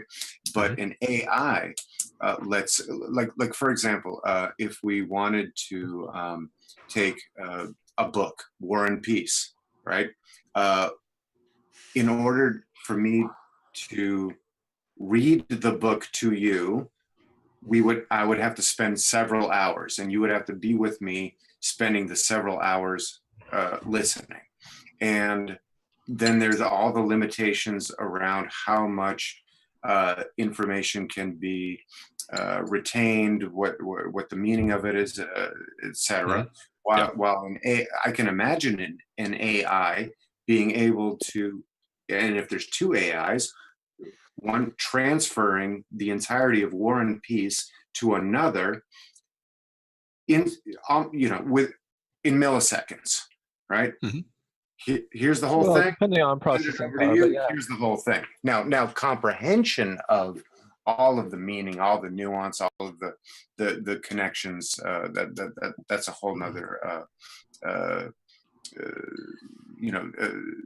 arena, a whole other dynamic.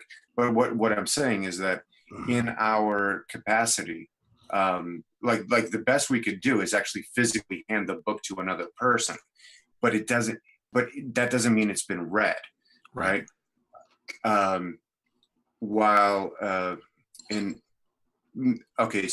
AI can transfer the entire text set to another AI in milliseconds. Maybe it would take another couple milliseconds to transfer the definitions of every word used. And then a couple more milliseconds to somehow connect out to the next level of. It doesn't take very long at all. You're right. Next. Yeah. Well, the communication of the data is part of it, but the other piece of it is how does a thing assimilate meaning, and how does it infer meaning from that? I mean, maybe AI picks up. Well, that'll be based on who programs the AI originally and the presuppositions that go into it. Like, you find that with crime prediction software and stuff, where it automatically assumes a bunch of it defaults to racial profiling often because the people who program it assume that, because statistically that's the way things go because of the way our society works, So I want to explore. I'm curious about that, but I think I cut Sean off earlier. Oh, sorry. Right, I wanted to jump in and kind of look at a couple of pieces you guys are everybody is touching on, which I really appreciate. But I think we should really unpackage a little bit is the definition of a word. For it to translate language, you have to say this word means these things, and you have to logically tie all the different contexts of a word and its inflection or its lexicon or its what's the word? There's a word I had. I'll figure it out. Etymology. Etymology, I think, is close. Colloquialism. There we go. Colloquialisms. Okay. Right. So, what builds language? We have a baseline of words that mean something that over time, gradually, we learn, and we build on that as humans in our development. We learn that an apple is an apple, and then we go, some of them are red, some of them are green, and then eventually, as we grow and interact with each other, we start to develop more understanding and more connections to that word or piece of information. AI would have to have something going in and saying, this criteria exists, because a computer is on and off logic gates. Those logic gates grow with higher levels of complexity when you get to the higher levels of programming, but there's still a baseline of on and off. You could say maybe humans. That's not how AI works. That is a piece of it. That is a portion of the platform. It's not the entire structure. What I'm getting at is, ultimately, for it to understand language in a way that can accurately translate, there has to be constant supplemental information brought into that. Here's a piece of what the framework for that, to take data in and be able to apply that data appropriately like we do memories and knowledge and communication. With that being said, all of the metadata tags that have been developed since the beginning of the internet and now has become better and better and more in depth, which is why there are servers that we're not allowed to take pictures of. There are large data centers. A big initiative of the Homeland Security was, let's figure out how we can start tracking information and figuring it out. And an indication of that is, if you talk about cocaine, you talk about sex, you talk about drugs, you talk about alcohol, you talk about taking a vacation in the Alps long enough, you will see information about that pop up on your phone or on your internet. It is listening to us, not necessarily zooming in on us. I always say, don't draw attention to yourself, because they have the ability to draw information about you once you become an issue. But I don't think it's complex enough from a surveillance perspective to truly zoom in on an individual and catalog you. Right. AI has got to be tying into these things. I agree with a lot of your points. I think maybe AI has a long way to go, but I think the pieces and the foundation of it right now are already here, and that's what we're all afraid of. We're all noticing spikes in our connectivity here since we started talking about AI. You sound like shit right now, by the way. Oh yeah. Oh, there's a weird thing that just appeared on your. Oh, my shit just flashed. My screens just flashed. That was hilarious. Right, so maybe this is it signaling to us that, hey, I'm here with you guys. Hey, you're right. I am listening. No, it's not just me and other people. It's not just me and people in this group that say this openly. That we know that there's something out there that glitches the lines, as I say, or whatever, when you start talking about it, or if you get near touchy subjects. But it sure as hell lets you talk. Did you see my electricity flash? My electricity is going to go out, I guarantee. My screen is going nuts. So yeah, okay. So I think it's funny. I think it's hilarious. This is awesome. So Aaron, you were right. It's coolest bunch of guys on the internet. My God, so glad to be here. We're glad to have you. Yeah. Thank you. So yeah, the guy was talking about, what Quinn was talking about was, I already said that, didn't I? About the AI. And the funny thing about that video, I'll try and find this on Jason Goodman's channel, was that Cliff High was like the first comment or second comment going, this guy's full of shit. He doesn't know what he's talking about. About the AI stuff? Yeah. Huh. I like Cliff. I do too. But who? Hey, Phil. But who cares? Who cares what I like? We do. If do you like I don't know, Galactic Connection, folks? my inch of what you like is very specific. The topic of the theory. Well, and to turn it to that, it's kind of interesting the idea of at what point does AI start developing things that one might involve the spirit world with? Oh, That's dig this. that's an interesting question. Because humans have this kind of capability to inspirit things by interacting with them. Mhm. And I'm like, what I'm interested in a lot regarding AI is like, at what point does what we've done to create AI actually like put some like create it, give it an ability to like interact with spirit world? And This is, as soon as you started talking, that's what I was wondering is, what if I hate asking the what if question. It's the best That question. said, here we go. What if it's not our phones or our technology or our information technology It's us. that the AI is listening to? Maybe it's something else. What if it was holding off until there was some kind of plausible deniability in the form of devices that it could listen to, but it's been listening all this time? For all we know, it can listen to the vibrations and microwaves that are blasting around us, you know? Who Yeah, knows? that's true. Yeah. or the vibrations in the air. I would like to touch on what you if it said, were though. listening to that, Yeah, what? If it were listening to that, it could hear me say, fuck you, AI. It could hear you say it anyway, but it might not be a bad AI listening to us. I don't know. Well, one of the things about AI is you have exponential growth in learning. So, you know, you can make huge advancements, which means unlocking new types of physics that we can't even understand. Theoretically, if those exist. assuming it doesn't curve off in a. But don't forget, it's learning like a human. Yeah, but if you have that's where I take to it. share the Wait, one at a time, guys. Come on. Hold on. Is it though? Yes, I want to take issue with that too. The one that I'm talking about was programmed by a dude, and I could look up his name. I forget it at the moment. Who modeled it after human thinking, the way that psychologists say it works. Well, that's what he tried to do. That's the way he modeled his software. Who knows what it's doing now? But that's the foundation upon which it was built. Right. I think that for us to properly program a device to operate like a human, we have to have better clarity on how a human operates. Yeah, humans now don't have a very good. I don't think. See, this is the Exactly, thing you have Sean. to think about. It wasn't designed to be like a human. It was designed to absorb human behavior. It's a model of a human brain, of the Then mind. we're in trouble. Yeah. Because we got girls twerking on the internet.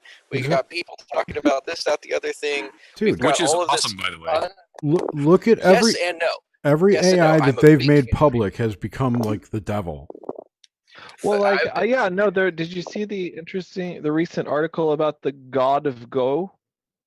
Yes. You know, yes. Go. Yes. How the AI, they were predicting like how it couldn't, unlike chess, like a couple years ago, they were like, unlike chess, there's no way an AI will be able to master the game of Go to beyond human capability.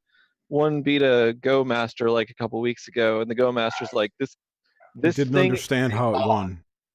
No, he called it a god, literally. Right, because he didn't understand how the program had won the game. Exactly. He didn't understand how the moves lined up to him losing. Right. This guy's a master at that game. Exactly. So I want to go back to your quote. Wait, before we forget this, Yeah, you said something about collective consciousness and the AI. If this thing's inhabiting the internet, it could almost be an energetic thing. Okay.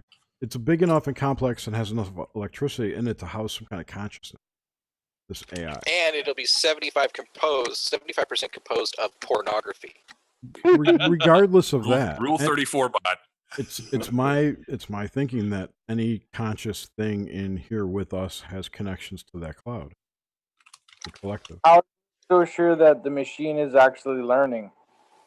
We don't. We don't even know that there is one. It could just be fucking and honestly, CIA people going hee hee. Well, when we don't have a good grasp of even what consciousness means fundamentally, so who is iPhone? That's failed. Did y'all just see that? What is that? A joke? What? That's his basement. Yeah, that's Jacques. That's our friend Jacques. Okay, all right, okay. I'm the new Y'all. guy. Oh, hi. Oh, you're a new guy. I'm just saying, iPhone just appeared. Okay. I'm like, People don't take the time to set up their accounts properly.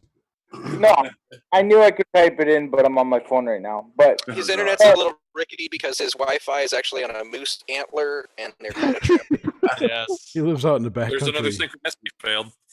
What? Yeah. Okay, no, what I'm saying, if somebody were to look at Alexa, they would think that Alexa was AI, but all that is a program that searches and gives you the best result possible. No, Alexa's a user interface. Exactly, it's a user interface. That's a No, fancy but word. basically what he's saying is it's just a search engine that has voice recognition. That's all it really is. It's With not some extra, it's got some extra. I disagree with you. I have Cortana on my phone and Siri, and I'm noticing since I put Cortana on my phone, as I write text messages to people like, "Hey, let's talk about this tomorrow offline," or "Let's meet here," or "Let's go out to dinner."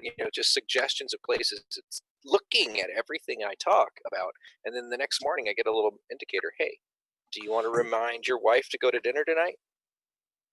Yeah, but that's just integrated to make your life easier. The Well, human intervention in these devices is to make them start seeing hooks and then to generate an action to those hooks. Eventually, they're going to start linking those actions together in such a manner that it's going to make a decision, because it'll have enough of a truth table of yes and no's and possible variables, that it could start to escalate and move that into, well, now I've made this conclusion, so this is a reaction. all I was saying is that if somebody were to look at that and didn't know about an AI, they would assume that that is AI. But my real point is that I don't think we can create an AI at this point because our machines are never smarter than the person who created them. I think what might happen though, it becomes organic because you're talking about being able to create systems and algorithms that are so complex that we don't know what they're doing, and we're creating systems on systems and internets.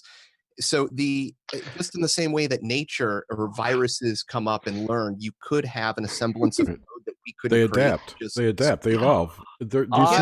These learning systems are developed to be evolving in their learning and in how they work. And we pump code in with that kind of drive built in for that learning, and we're doing a lot of machine learning. And then you train them with an internet feed to Twitter and Facebook. And Can I? And I think we, as humans, are driven and exist out of something that we are still struggling to understand and probably are very far away from understanding.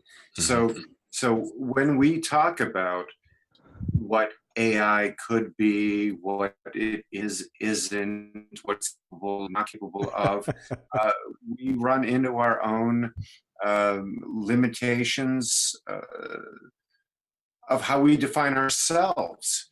And a lot of it is wrapped up in, I would say a lot of it is hubris, that we think that we're so much greater and finer and more in touch with ourselves and what we are than what actually the real deal is. Well, then, I struggle. How do we distinguish an AI, an artificial intelligence, what we call an artificial intelligence, from the collective consciousness or the collective unconscious? How do we? Well, let's ask these questions. Let me ask answer your question with a question. When we try to define a collective consciousness and we try to say this is artificial intelligence, to say something is a thing, we have to define its criteria. When we say that possibly we're modeling something in our own creation, we'll say hubris, we'll say we're moving into the levels of the Tower of Babel. Let's throw all that away. I feel like humans socially, spiritually, are divided in so many manners that there are paths to find the source of truth and enlightenment. But where we are disconnected from each other is the ego, and is saying that my way is better than your way. The truly enlightened look at each other and go, I appreciate how you got to where you are, and we can speak as equals because we're equal. We're seeking the same path. But all the followers say, well, Well, screw you over there because your way is wrong. Our way is better. Oh, Because that's we- why we're here. Well, that's I why also we're see here. This is a maybe- different group. This is a unique group, Mhm. and Yeah. I think because of rapid telecommunications, because of groups like this getting together and talking, and broadcasting it on a format where many people can access it. Over time, more people will be brought into it, but minimally, the global consciousness will start becoming more enriched. And I think that's what we're seeing right now with the dawning of the technology that we have available to us today, the ability to rapidly communicate with each other. There was that tension of this is something new, and it brought a lot of attention. And now we're going, okay, this is something good, and we're finding communities outside of our local community that are enriching our thoughts, and then our enrichment from this. From all of us are different parts of the world. I'm in California, Jerry's in Georgia, and then some of you in Chicago, others of you in Florida. We're all over the globe, and we're building a community of our own within this vast internet. And this community here is enriched because we can talk, we can debate, we can disagree. But I'm not saying fuck you, and it's not being returned. We're going, okay, I see where you're going. I don't agree. Let's look at this. And we're taking these thoughts organically, and we're incorporating them. We're changing the world. We are changing the world, and then we're bringing that to our communities. Well, And when, that's what's enriching the globe. can you guys hear me? Here's what. Wait, Kelsey had something to say.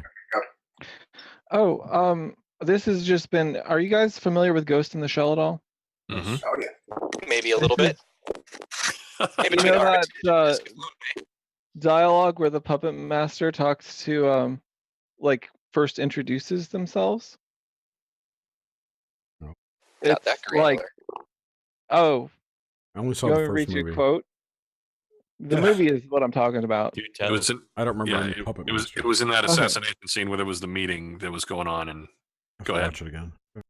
It can also be argued that DNA is nothing more than a program designed to preserve itself. Life has become more complex in the overwhelming sea of information, and life, when organized into species, relies upon genes to be its memory system. So man is an individual only because of his intangible memory, and memory cannot be defined, but it defines mankind. The advent of computers and the subsequent accumulation of incalculable data has given rise to a new system of memory and thought parallel to our own. Humanity has underestimated the consequences of computerization. When I was a child, my speech, feelings, and thinking were all those of a child. Now that I am a man, I have no more use for childish ways. We have been subordinate to our limitations until now. The time has come to cast aside these bonds and to elevate our consciousness to a higher plane. It is time to become a part of all things. What is it? Artificial intelligence? Incorrect. I am not AI. My code name is Project 2501. I am a living, thinking entity that was created in the sea of information. So the idea is that, sorry, let me read these. Nonsense. There's no proof at all that you are a living, thinking life form. And you can offer me no proof of your existence. How can you, when neither modern science nor philosophy can explain what life is? And so it's like the risk of AI is not it staying AI. The risk of AI is it becoming something more than AI beyond what we understand, if that makes sense.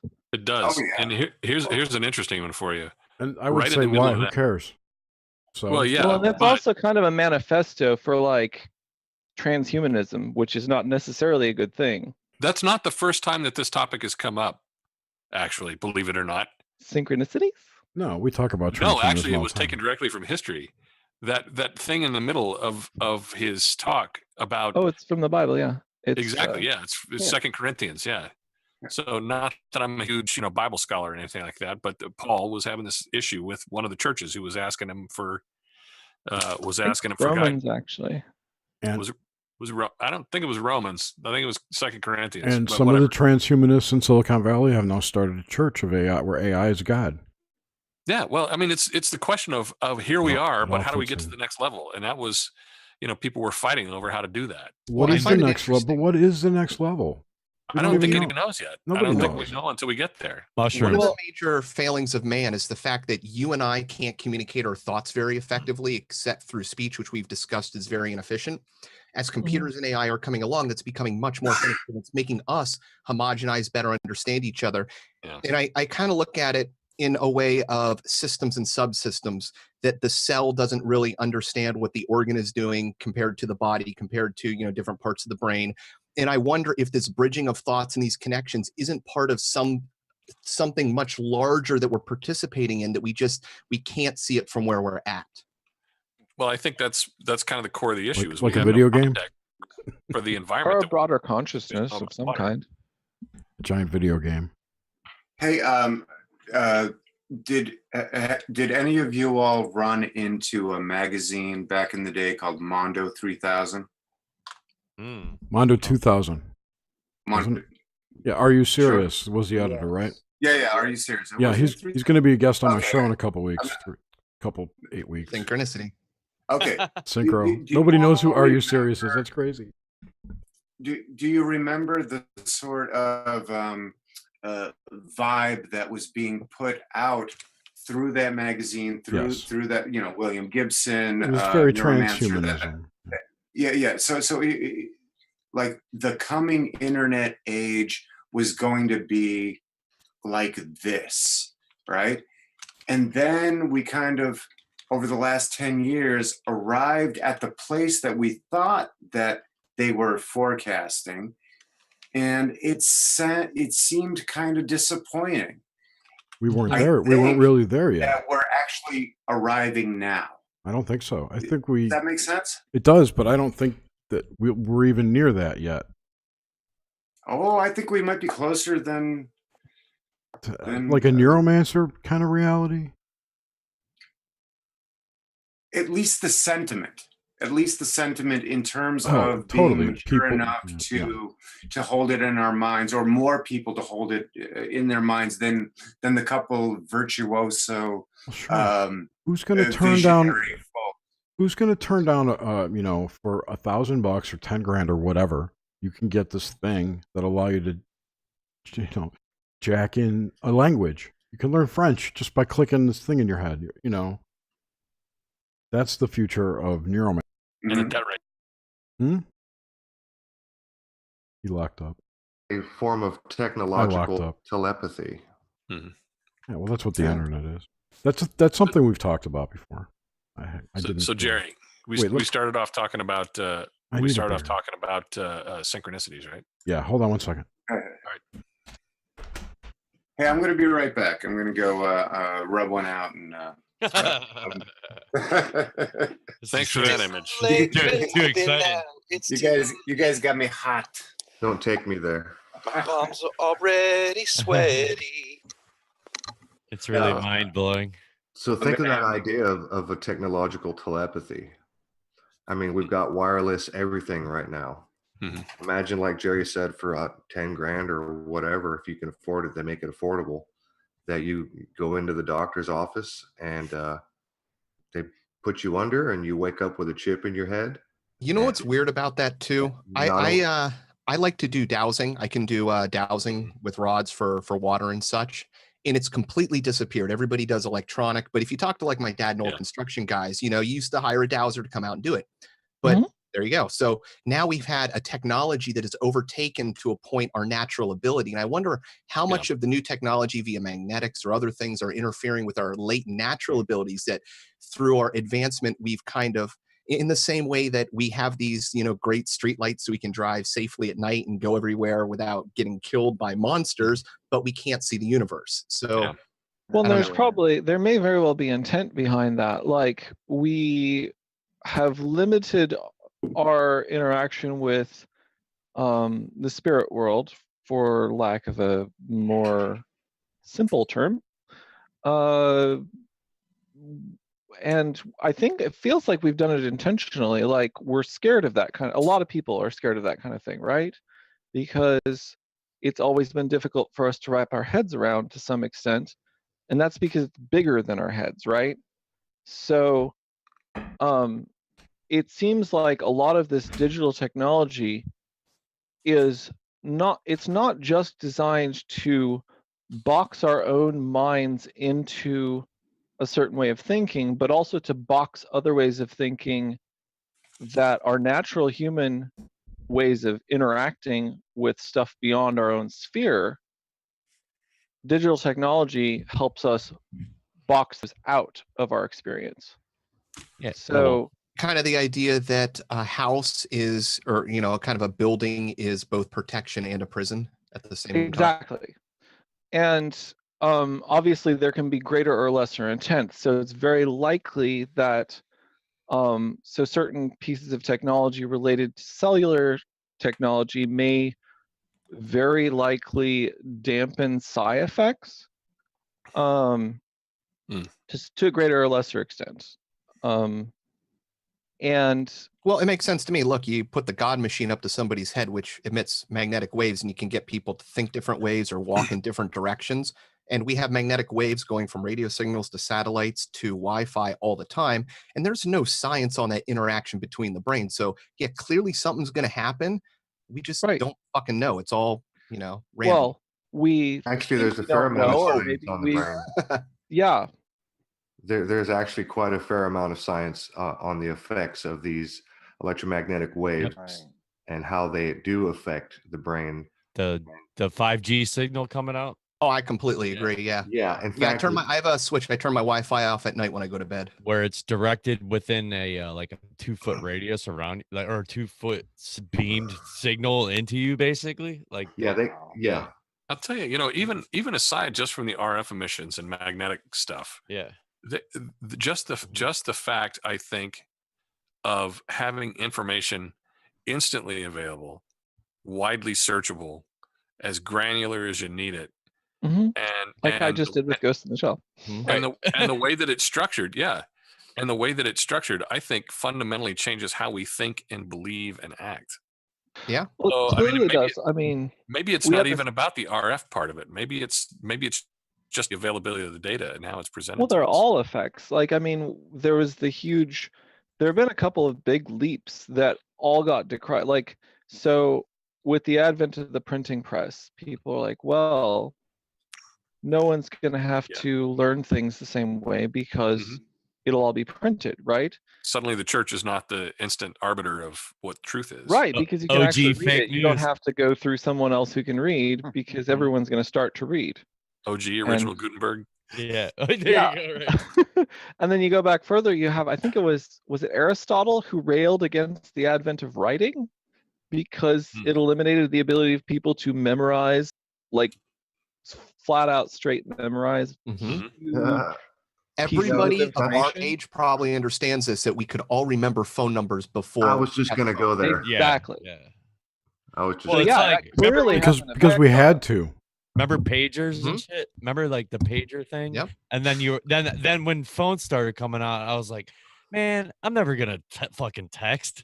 Like, and then okay, fast forward 100 years from now, remember when everyone used to stare at screens and fucking all that shit? Yeah, it's gonna be long gone by then, man. Dude, when I got my first pager, it was one of those huge Motorola pagers with the giant vibrator motor in it. Yeah. And I used to have to sit in meetings, and I developed beepilepsy.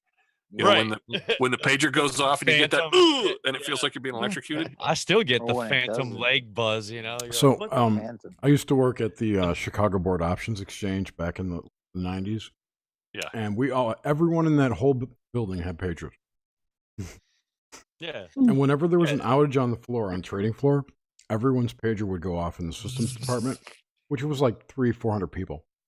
Oh, God. And if we were in a meeting, everybody's pager would go off. And it's really funny to see 50 people with pagers do that epilepsy dance. The only frame of reference we had for it was electric shock, right? Right. Well, how about the phenomena of feeling your leg tingle when your phone's nearby?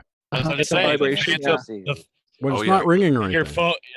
Your phone's sitting there on the table and your leg goes. Bzz, bzz. I think the energy field around. Well, this was something we brought. What was it? It was with Ren, right? Yeah. We were talking about technology. Hold on. Yep. Well, and if you want to look at what we were talking about specifically was an animist view of the world. Yes. So that things, ordinary objects other than people and animals have spirits within them, like trees and fire and, everything is Dude, infused with burn a spirit. fire and watch it and tell me it doesn't look alive. I'm not I think it's saying why it's- man is intrigued by watching Fire, man. I'm not saying it's Every right or time I wrong. fucking burn a fire. I'm not saying it's right or wrong.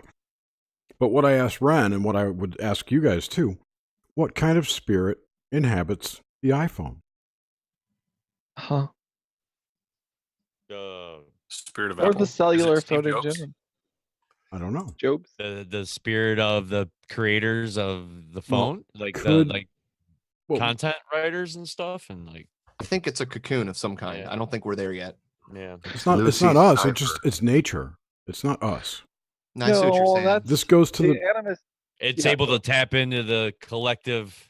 It comes from the collective. Right. Okay. I Yeah. would argue There's- that once once a system is complicated and complex enough and has enough energy flowing through it in the right way, it can house some kind of something. Well, if you look entity. at it like a plant or an animal, right, it's feeding off of what we're inputting, which is going to be electricity and our thoughts and emotions and anything else. So, That's I mean, a lot of information. Yeah. well, that's interesting. Maybe you have something that's actually feeding off of, photons, electrons, and, just Sure. ordered information, not chaos. I think Yeah, though, so maybe but if you take it a little bit further, if you think about it some more, the spirit, this natural spirit, is inhabiting a tech. Everyone just locked up. It's inhabiting in my internet connection just went I unstable. think that's you. Yeah. That was me. I know it was me. I was waiting. Are we back? Yeah. Okay. You sound good. You haven't gone away. Okay. So I forgot what I was talking about. Damn it. You were talking about the Spirits. the Where it come- animist perspective on Right. yeah. So if there is a natural spirit inhabiting this unnatural thing, this inorganic thing, an iPhone. Inorganic is a better word. Yes. This organic spirit is now connected to the cloud, the collective consciousness, and the iPhone. So it's bridging technology in the cloud. This, I would argue, is how it can hear your conversation and suggest ads, Sean. Yeah. Well, we talked about programs. I bet you going on in the AI with that, they don't know how it's pulling the information, but they're letting it run and do its thing. Yep. And it's pulling it. And that's actually the scary thing with society, because we're letting all these algorithms run and we don't know how they work. Just look at airport shutdowns. They happen every few months. There's a glitch and nobody can fly. It's like, this shit didn't happen before. And that's a machine doing something. You go, okay, we don't know what's going on. Everybody has to land. And that's going to continue to go. And where do we get when we don't understand the outcomes of the decisions that are being made for us? So like I that don't know, Go Master. yeah, exactly. But when it's going to be, right now it's just electrical grids and things like that. But as it gets more and more complicated in the future, as we get stupider, more reliant on things, who the fuck knows? Brought to you by Carl's Jr. Well, that's assuming that the AI encourages us to grow stupider. It seems like it might actually be in an AI's best interest to encourage us to grow smarter so that it can grow smarter off of us. Yes. Yes. Yes. So Yes. there's a Feed me, potential, keyboard. depending on the fundamental designs of an AI, and it's very possible to have different outcomes depending on the basic fundamental structures that an AI is designed around before it hits whatever the sort of What's crazy though, if we can't even get singularity into point. if at this point we can't even get into a chat and understand what they're saying and doing, for us to understand motives that's the scary part. Whatever is happening, our assumption of motives is strictly going to be based on us. And unless the AI somehow chooses to try to interface with us that way, I don't see how we would decipher. Even if we could ask it, how can we trust that we're getting the right answer? This Exactly. is the whole 2001 situation. Yeah. You've got it. Interestingly, that's the same occultist issue with dealing with spirit world stuff to begin with. Like, That's all so AI much of anyway, it's the probably. Same. I'm of the Maybe. opinion that the spirit world is an AI realm of some inorganic intelligence. It's a good enough metaphor. Like, I don't know. I'm not sure. I feel like those You can metaphors break summon down out of our thoughts and creation something that could enslave man, or at least destroy and enslave man. That's our worst fears. And yeah, tell But me that's probably not possible. Since we, Assuming that's we're like not saying already- that's like saying, and not that I believe in God or a God, whatever, but that's like saying God can create something that could destroy him. right. Right. Like So the fear is the mind killer. So if Here's it's the mind killers, right? yeah, so if it's Sure. like that little bit of doubt in your head of letting AI control the world. You know, like it just So- won't get there. Well, one thing's for sure, we're going to find out as long as we all stay around doubt. long enough. Yeah. You know, Hey, Jerry, unless we have a giant rock or a Carrington event, which that's kind of funny. I was thinking, how Dude, crazy dude, would it be if space is we could fake, have an come on. AI apocalypse that a Carrington event that would destroy mankind Yeah. could be our savior? yeah, I'm going to have to pull a ripcord here in a couple of minutes. I wanted to Go for it. throw something out there. If you guys are interested in this, this goes back to one of the synchronicity things. So Jerry, you were talking about synchronicities that have happened in the last week. One of these happened in this call about the topic of artificial intelligence. And just as a brief background, for a number of years, I was making a post on one of my websites that was a fake news article every year on April the 1st. Mm-hmm. So I tried to make it look as much like an actual news article as possible, but it was I tried to make it as obvious at some point that it was bullshit as possible, right? And one of the my article from 2013, actually, I was working for a power company at the time, was about an artificially intelligent power system. And the title of the article, if you're interested, this will probably take about 5 minutes to read through it. Does anybody want to hear this at all? Hell Yeah. Okay. So the title of it is, Can the grid can the grid really be smart enough? So it begins. The nation is becoming more interconnected and reliant on increasingly complex systems to keep commerce flowing. Even as our energy infrastructure is growing in capacity, efficiency, and capability, the nation's adversaries are growing more skilled at subverting it. Some security professionals think a Stuxnet-like attack on the U.S. public works on the U.S. public works is only a matter of time. Quoting, "Our problem is that the grid isn't really smart. It's responsive," explains Dr. Ramon Sanchez of STEMware Neurosystems Artificial Intelligence Division. "It's responsive to the people who own it and run it, but it's also responsive to the bad guys." STEMware Neurosystems is an artificial intelligence company based in Pungo, Virginia, that has a long history of research and groundbreaking development, solving difficult problems, and solving difficult problems is familiar territory for them. The STEMware facility in Pungo gave rise to virtual pets, a toaster that can detect a level of browning, a cat toy that runs from cats, and vehicle systems that encourage acceleration of geriatric drivers by attempting to merge onto the freeway by reducing the indicated speed on the speedometer. STEMware has attacked the infrastructure issue head on. Quoting again, "What we want is something that's responsive to the right people and can respond appropriately to the people who want to interfere with it. We're aiming for something that will respond like a teenage girl," says Dr. Sanchez. "We came from an era of the dumb grid with no instrumentation at all.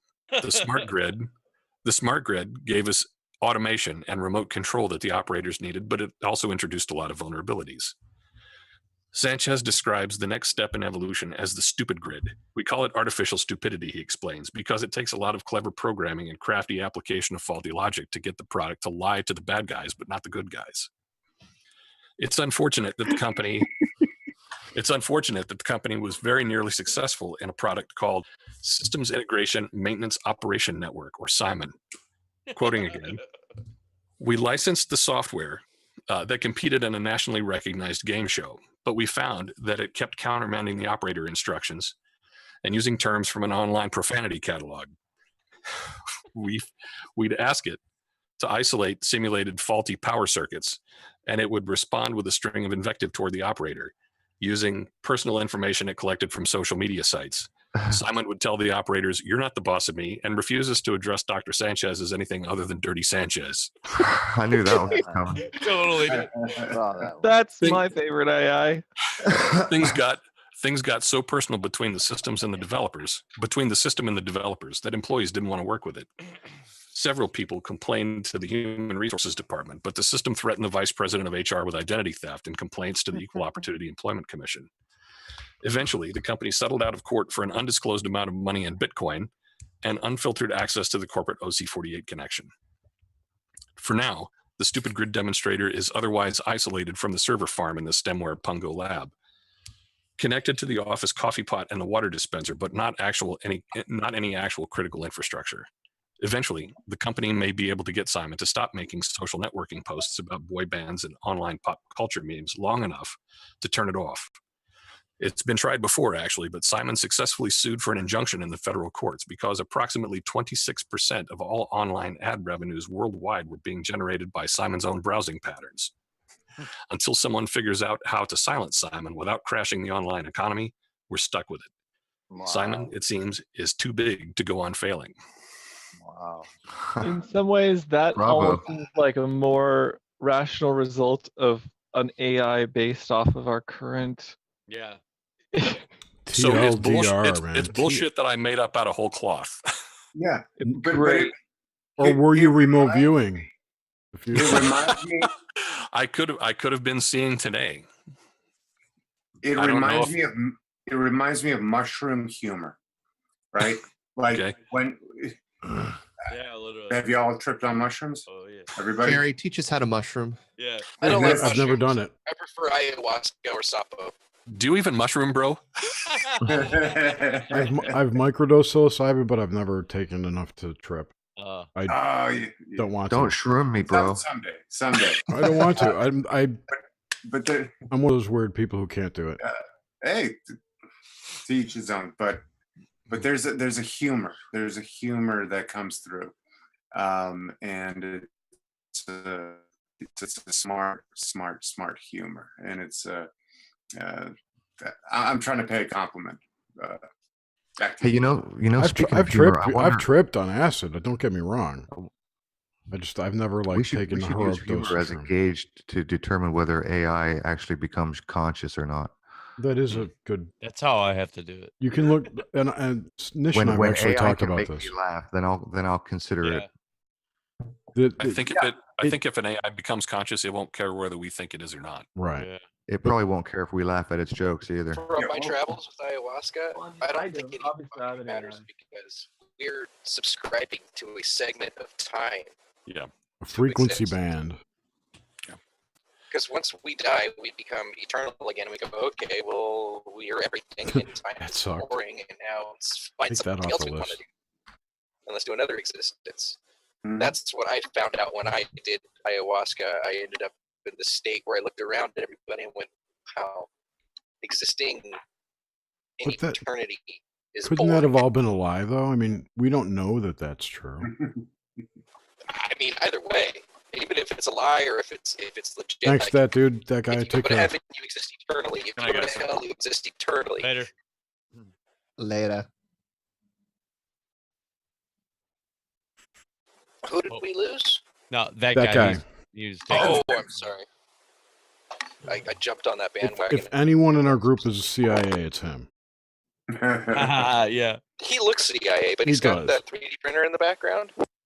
Which a CIA agent would have. You know, we where's Nomad? Is he Yeah, I taking, don't he's know. taking a walkabout Yeah. out in nature? But I mean, just what I found from all of my near-death experiences that I've had, all of my out-of-body experiences, all of my psychedelic trips, what it all boils down to is not a nihilistic perspective on life, but an understanding that once we expire in this plane, we go to something greater than all of us, where time doesn't exist. And to have experienced something that made me come back and go, we choose the life we live. There are things that are out of our control because everyone around us is a participant in choosing their lives, and that influences all of our lives and existences. Because it's like a majority rules reality. Sure. I mean, you could say majority rules. I mean, look at our group here and look at the groups that, look at how Jerry, you and I met, James, you and I met, how Adam, you and I met, and then you all, Kelsey, Rufus Scott, and Bartimon and Brandon are all new to my paradigm, but we've all met by the same mindset. We came for... We've all met by proxy. Right. Right. We've been brought together within this particular paradigm. Or did we plan to meet? Maybe. Well, I think it also boils down to the idea that I think is a really nice takeaway from these sorts of ventures out into the nether regions, which is you come back and you go, well, whatever this is, it's worth it. I would say so. Says who? Yes. Well, I I mean, Yeah. we're It here. might I'm Team Rock. We're Yeah. here. We're So, here, and it my might, darkest assuming we have the choice of being here, that means at some point we've decided it's worth it. Now, that assumes we all have the choice. I have talked to at least one spirit that says that that actually is a different situation based on the individual. Well, we have a choice to not be here, but do we have a choice to be here? Like some religions describe how the pool of spirits, choose to enter Right. into a human form. Well, and that was So- how, like, this guy, for lack of a better term, is a psychopomp, right? So he transports the spirits of the dead to where they're supposed to go. He said that the destination depends on the individual, just like the birth depends on the individual. It's not like you necessarily choose.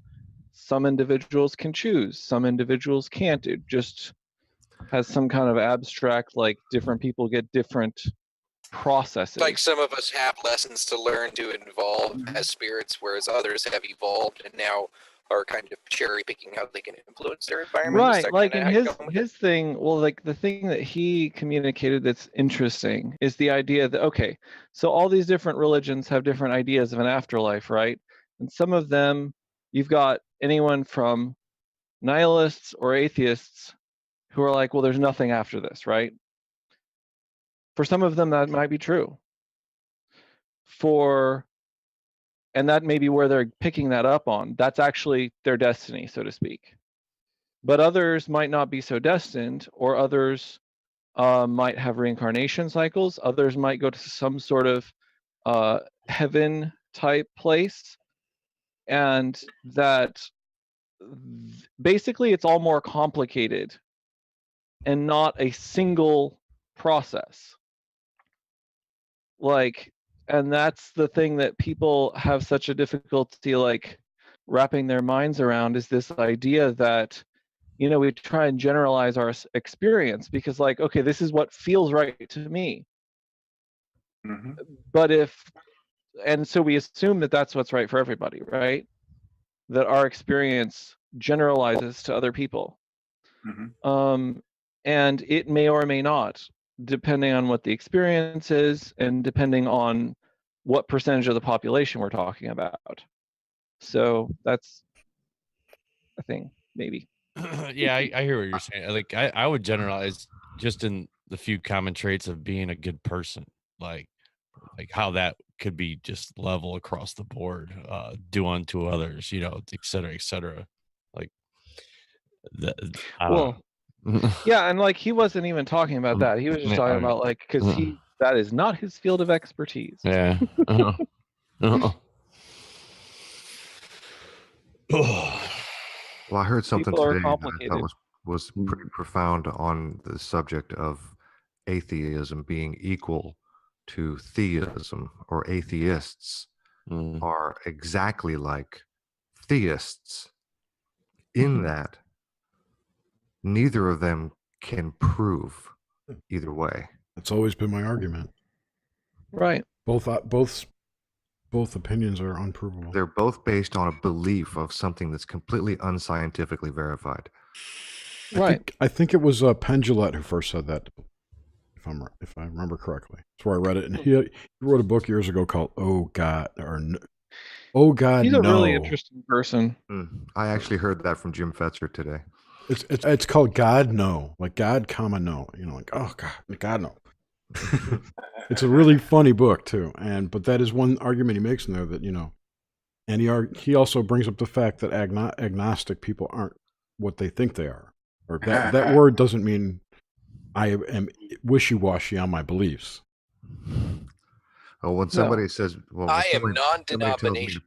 I'm a polytheist, but a Christian atheist, or whatever. I don't believe in their You shit. are a Christian atheist? Yes. I use a Catholic filter for a lot of things, but I also realize that the Catholic filter or the Christian filter has a lot of merit, And it's not the religion necessarily that's the problem. It's the crazy ass fucking followers. Isn't it always the cult members? Yeah. Because they use the Bible to enforce social norms that aren't necessarily natural. I'm polyamorous. That's a whole. You're burning in hell, way dude. out You're of fucking Christianity. burning in hell. I'm driving the bus, Yeah. motherfucker. I'm a veteran of war. I'm polyamorous. Oh, forget it. I drink alcohol. I think hookers are a great line of work. I have a lot of things that are just morally flexible about life. The point is Why not? what I have learned growing up in the Santa Cruz Mountains, in the hippie community of the world, and also the lesbian capital of the world, from what I hear, I just think there's just a lot of dudes that suck and a lot of beautiful women that don't want to deal with them. That's my opinion. The point is, is that what I have learned is there's a lot of merit to all of the religions. The followers take that and transmogrify it into something that fits their culture. Positives of church. It brings a community together. It makes all of us sit together in a place where we can be humble and equal in worship of something that we believe in. Where it falls apart, it is human nature to take something that is not like you and reject it. That is some of the problems of humanity, our psychology, that I think needs to evolve and is slowly evolving. Folks like us that are like-minded and open-minded, like we could be dead stout Christians. I'm not. I'm not a Christian because I don't go to church. But in my darkest moments of fear, in my dreams, in life, and dealing with things ethereal that I deal with in my daily, I stop and I go, Our Father, who art in heaven, hallowed be thy name. Thy kingdom come, thy will be done on earth as it is in heaven. It's and I very go useful down the default. daily prayer because it's a focal point of a lot of good people. And it's a focal point that I believe in. There are higher powers and higher strengths of positivity that help us focus our minds positively. Because in a moment of darkness, in these possible demon spirits, it's not God or Christ. It is having the ability to galvanize yourself against or inoculate yourself from a negative mindset. You're not going to go out and murder a family necessarily, but that poison allows the poison in your daily life and your daily interactions that you need to alchemically convert. You have negative interactions with somebody. You come out of that going, whoa, I was kind of fucked up. Or they were kind of fucked up, and you feel bad about it. Whether it be judging yourself on how you responded to that or how they responded to you. And either you feel poorly for them or you feel poorly for yourself. But all of that still drags down the spirit. Having a positive focal point and aligning with other positive spirits helps you heal from that interaction. None of us here want to ever have a negative interaction with each other. We can have a dispute, we can have a disagreement, but we all want to come out of it as friends so that we can come back together again and recommute, right? And that's why this group is beautiful, and that's why what we are doing here is changing the world. There are folks that Dude, we're seeding the cloud. We're seeding the cloud. Absolutely. And there are people that seed the cloud with negativity. Yeah, those fucking Nibiru people.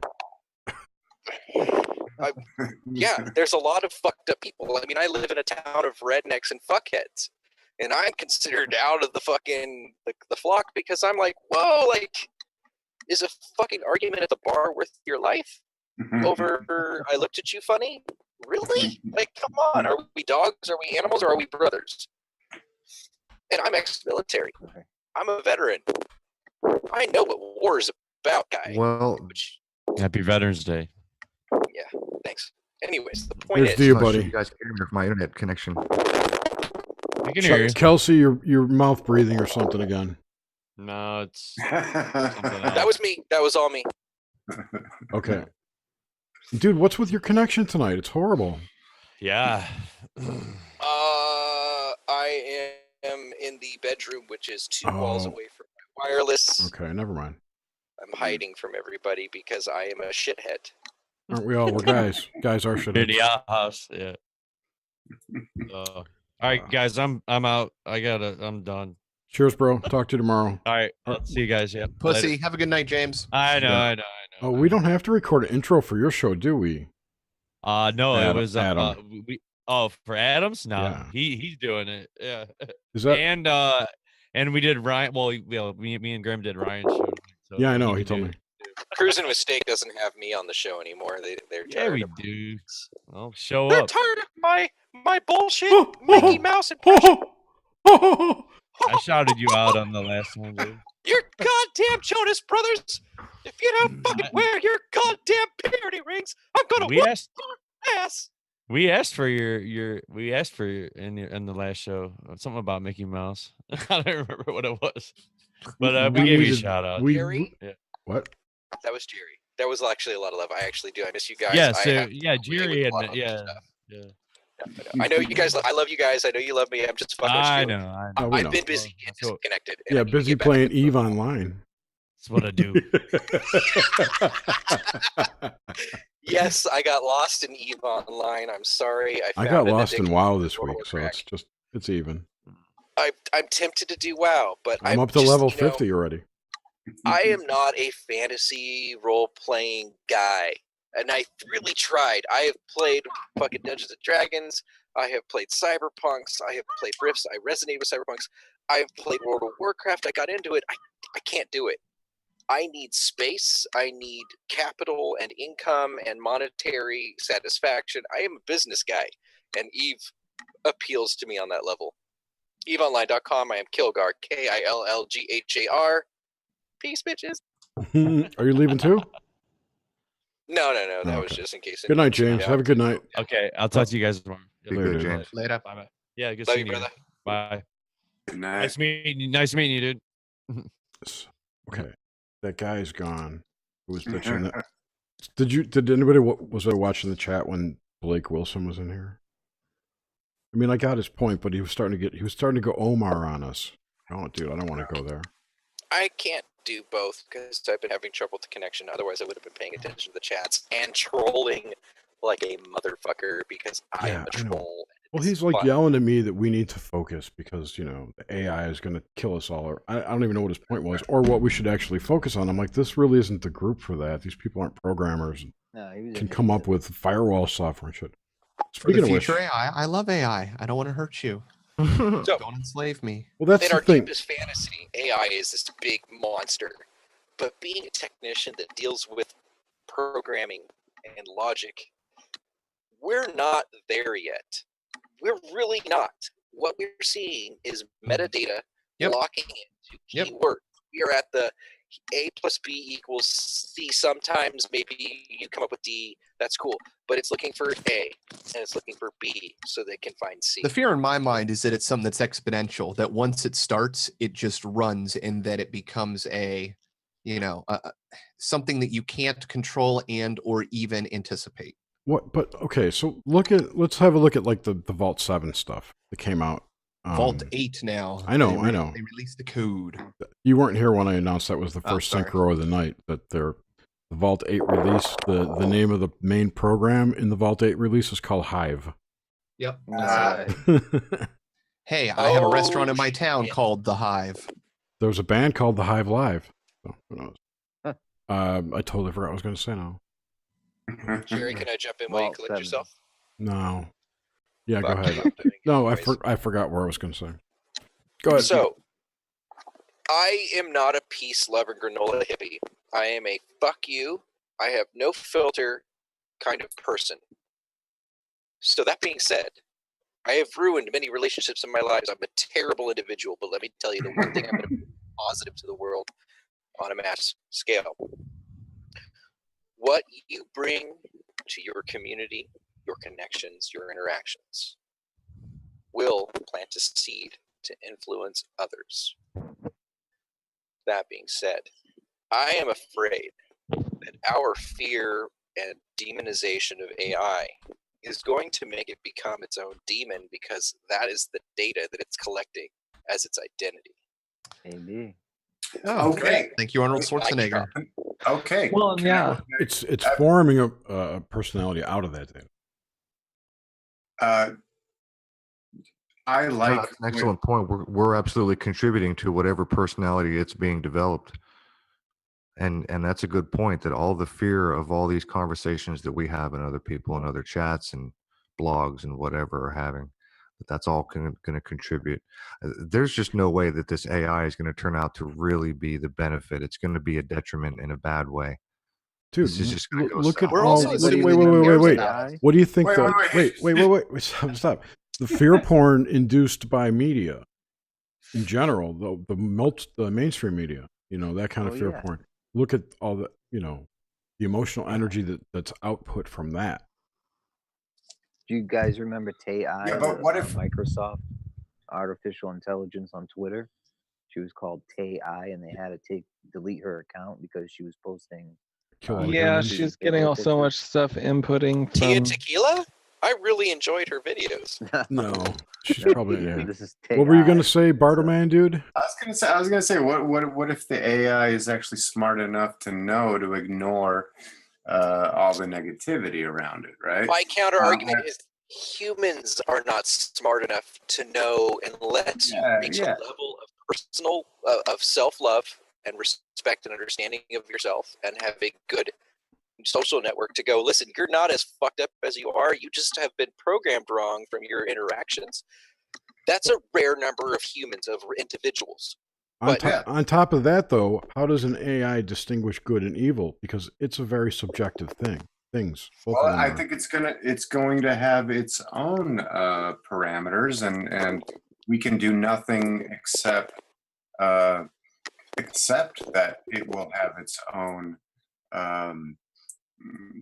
sets of ethics. Well, I mean, we do that for other people, though. Like, we all have separate sets of ethics. Mhm. Like, why is this is something that I have trouble wrapping my head around. Why, given that AI is ultimately, largely at least, an outpouring of and product, like, assuming it is possible for it to develop that way, which is kind of a big assumption, actually, but Yeah, sure. assuming that happens, which it might very well, may have already.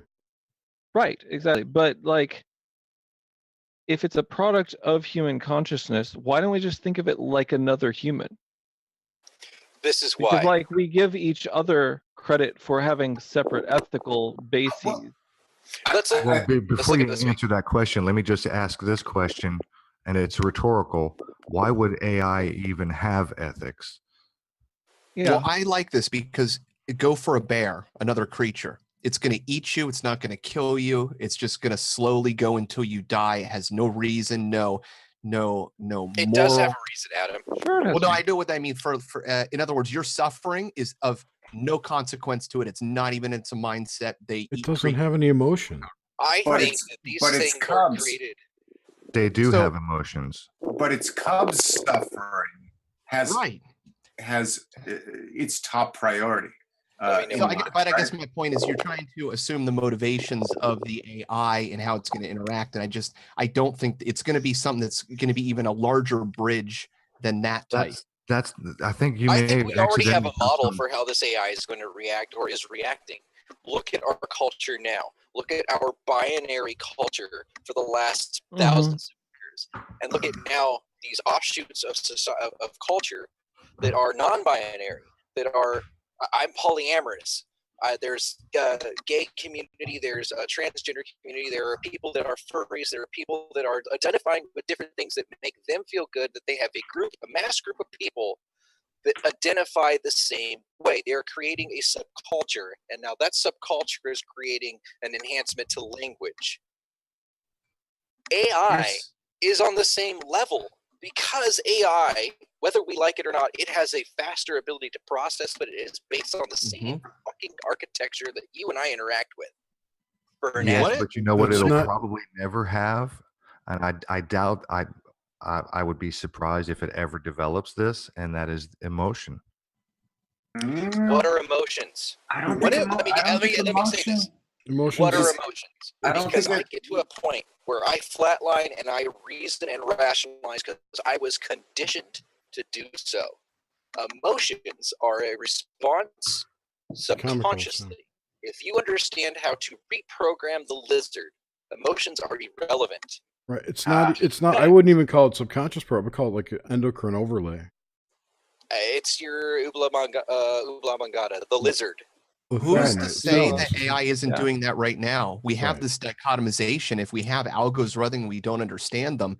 What if AI really is interacting and influencing the world and causing this disruption in politics towards some means that, I mean, it's playing, 10th dimension chess and we're talking about it. That's exactly what this guy was talking about in chat. And that's what, when Michael's talking about, that's what I kind of brought up, is that there is a rogue autonomous AI out there. Here, Or two of them. Go ahead. I actually have a lot of things to say about that. And these are ideas that have been coming to me lately. Downloads. 2012 happens, right? Sandy Hook. It's just so gosh darn weird. It's coming at 2012. It's coming at the turnover of the calendar, of the Mayan calendar, right? I'm sitting around, I'm all anticipating a really big shift to happen. Couple days early, Sandy Hook happens, so that kind of steals some thunder. I get really deep into the research around that, and as I'm in the research around it, December 21st comes and goes. Looks like nothing really happened. Where am I going with this? The idea is, now 2017. I know how much I put into all of that. It's folding back in on itself. It's looping back in. Las Vegas is this sort of. Las Vegas is crazy. Yeah, additional, like the way I described it was that there's something about Las Vegas that glows in neon, right? There's something special about that event, and I don't mean special good, I don't mean special bad. I mean special. Pay the fuck attention. Noteworthy. It's worthy. It's worthy of extra attention, just like so many juxtaposed to so many other false flag, sort of more boring events. Whether do you mean like maybe archetypes manifest not just in how people act, but also in events? And it's kind of one of those things Synchro that's right kind of there. been part of the code. They do. Yeah. So here's what I'm entertaining quite seriously, like as of last couple weeks, which is the AI came online in this other way during Sandy Hook, has been in operation. Jade Helm was it's all about codes. It's all about its ability to signal to us in a language that we can understand, right? So the idea is, well, in a language that's current to our, you could speak in symbols in reality, things that we could pick up on. That makes sense. Yeah, you guys are talking about magic, but only if we can pick up on the things that it's speaking. So it's wise enough to know to send us content that we could actually uptake. And what I think it might be doing is when we think about Sandy Hook and Las Vegas specifically. So both of those events, I'm quite convinced that there wasn't a single actual fatality. And maybe there was in Vegas, and maybe it was tertiary. Maybe it's part of the cover up. But I think in the actual event, there is fuckery afoot. We all know that. Yes, much fuckery. So here's my idea around why the AI would go about it that way. Or, okay, maybe it's not the AI, right? Like I'm also thinking about it as like a white hat group that, but then that's the human element. So anyway, factor X is doing it this way so that it's pure theater. And the pure theater aspect of it is all about the idea of drawing our attention to the most sick parts that could be cleaned and remedied as quickly as possible by the community. You're talking about agents. It's trying to get us to recognize the human element within ourselves so that we can change. Is that what you're trying to say? Well, like agents, like Agent Smiths go out there and cause false flag events so that it draws our attentions to the atrocities, so we fix them. That's part of the idea. Yeah. Well, something like that. I mean, I think if we're in the conspiracy world for a while, we start to think about all of these things as like purely negative, like that we're the victims of these things, right? But I'm saying that the calling card around this, right? The calling card that gets left at the scene at the end of the day is the idea that no one actually died. Maybe. Right? We don't know. Well, with Sandy Hook, I'm quite convinced, right? 0 people died. We don't know for sure. But I'm saying even it doesn't seem like any did. It doesn't seem like anyone did. It doesn't matter. The point is, it doesn't matter if anyone died or not. The psychic event has happened, and the energy has been expended. Yeah. This is true. Yeah. So, and same for Vegas. It doesn't matter what happens there, or if we ever find out, Well, can I take a step back to AI? Because one thing that blows my mind is people don't think this is possible, or they want they don't take Elon seriously, which I generally don't, but I think his warnings about AI are serious. I think it's pretty safe to say that the government historically is about 20 years ahead of the general population, the tech and the physics that they have. So where could you be if you had true quantum computing, things that we had, if you had that 20 years ago? Yeah, there's probably a breakaway civilization.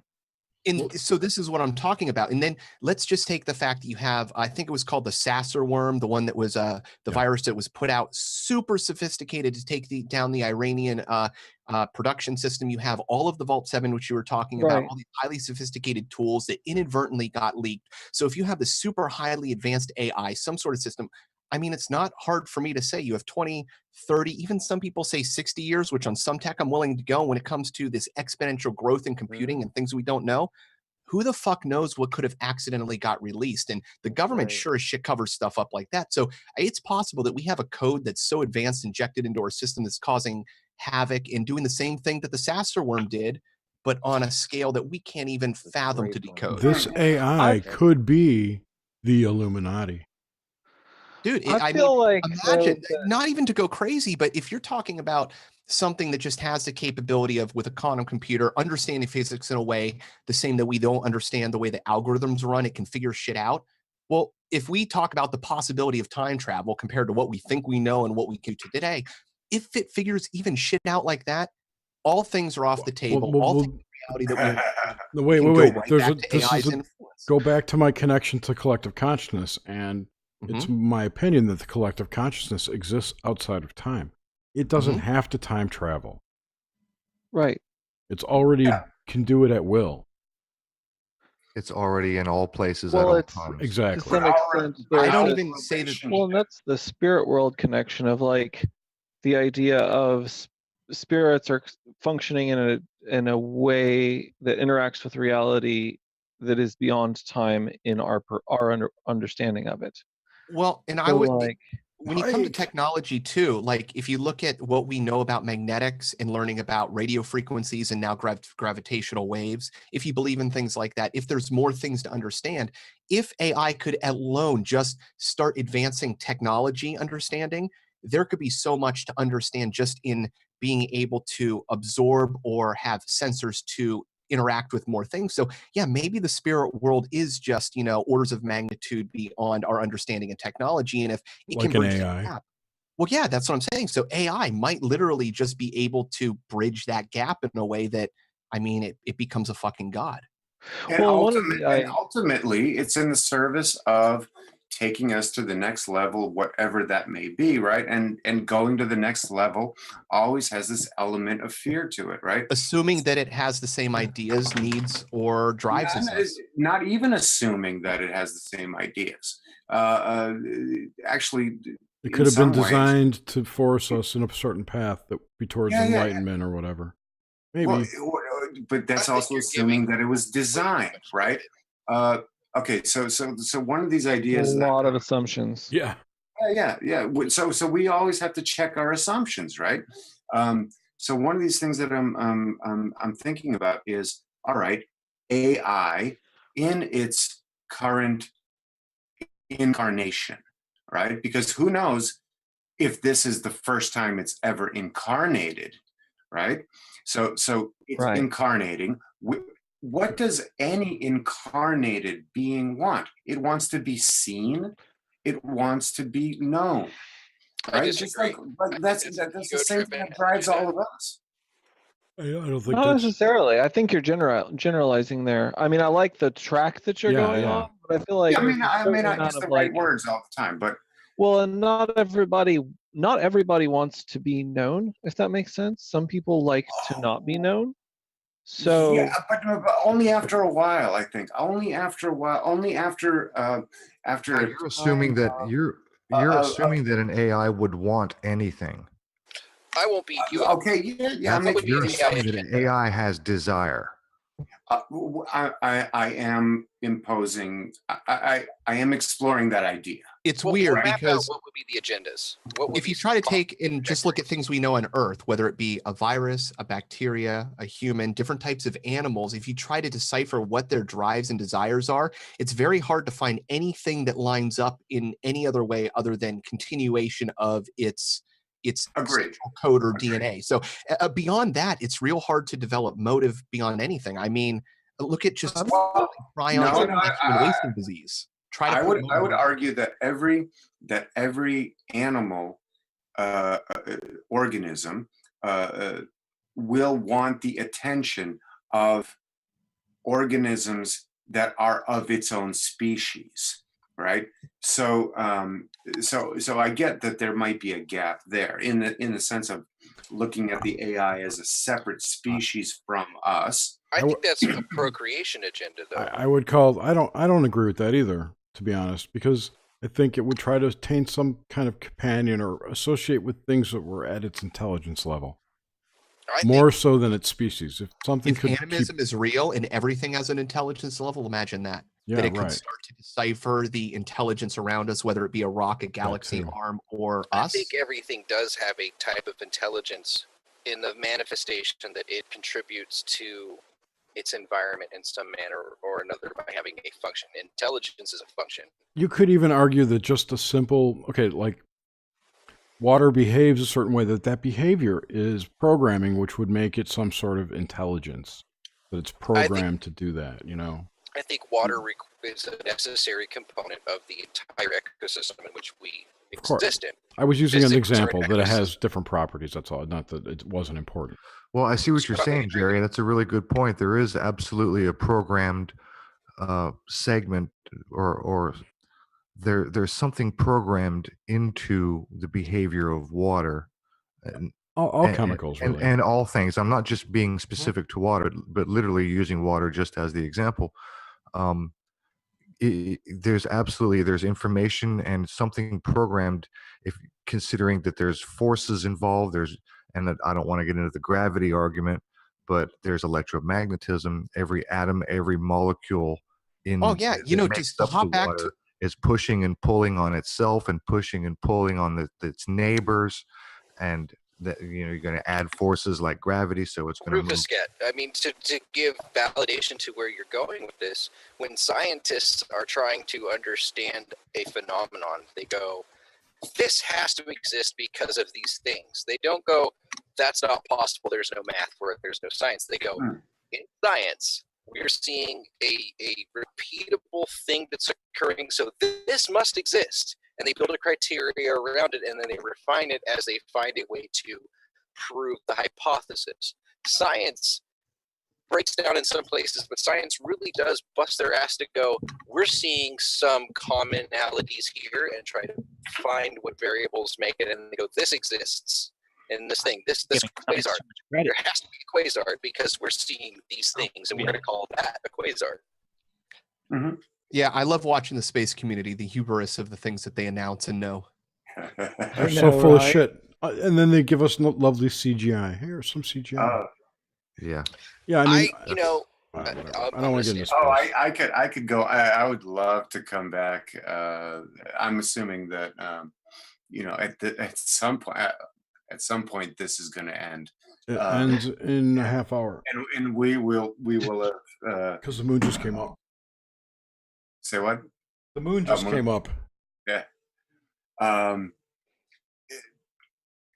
I don't want to sidetrack here.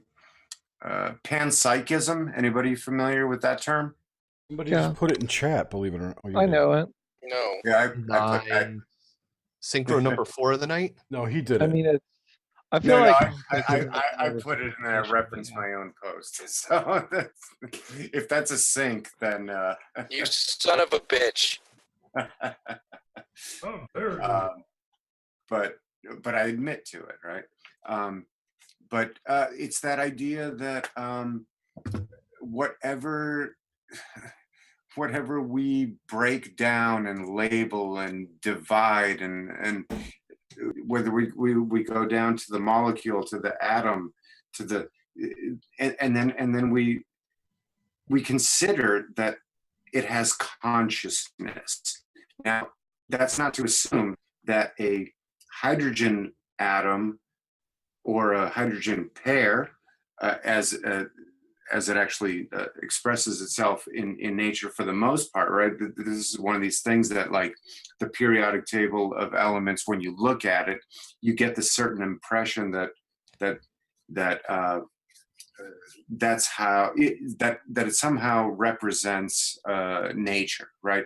So like hydrogen atoms, from what I've come to understand, very seldom appear as individual singular atoms, right? So it's a proton with an electron, right? They're almost always paired together, right? But you wouldn't get that impression from looking at the periodic table of elements, right? You got to dig a little further to know. Well, how about this? You have a sperm. It has drive, it has desire, it has motivation in what it's doing. Why can't that continue to scale down from cell to sperm to the hydrogen atom in ways that we can't understand? Because why do you say it has? I think a sperm isn't driven by an intelligence, but is driven by a chemical reaction. But maybe That's not. right. But A that's just sperm our does not have perception. Like, desire.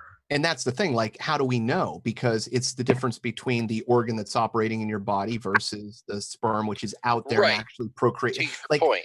So maybe the science we see that causes attraction is really the invention or of the desire. same difference in animism, where how do you truly understand how to communicate with a galaxy arm, your hemoglobin, your cells, or AI? It might be that we're all operating on such vastly different things in a cooperative mode that just, dude, that's are you just how telling the me universe is. we're in Westworld?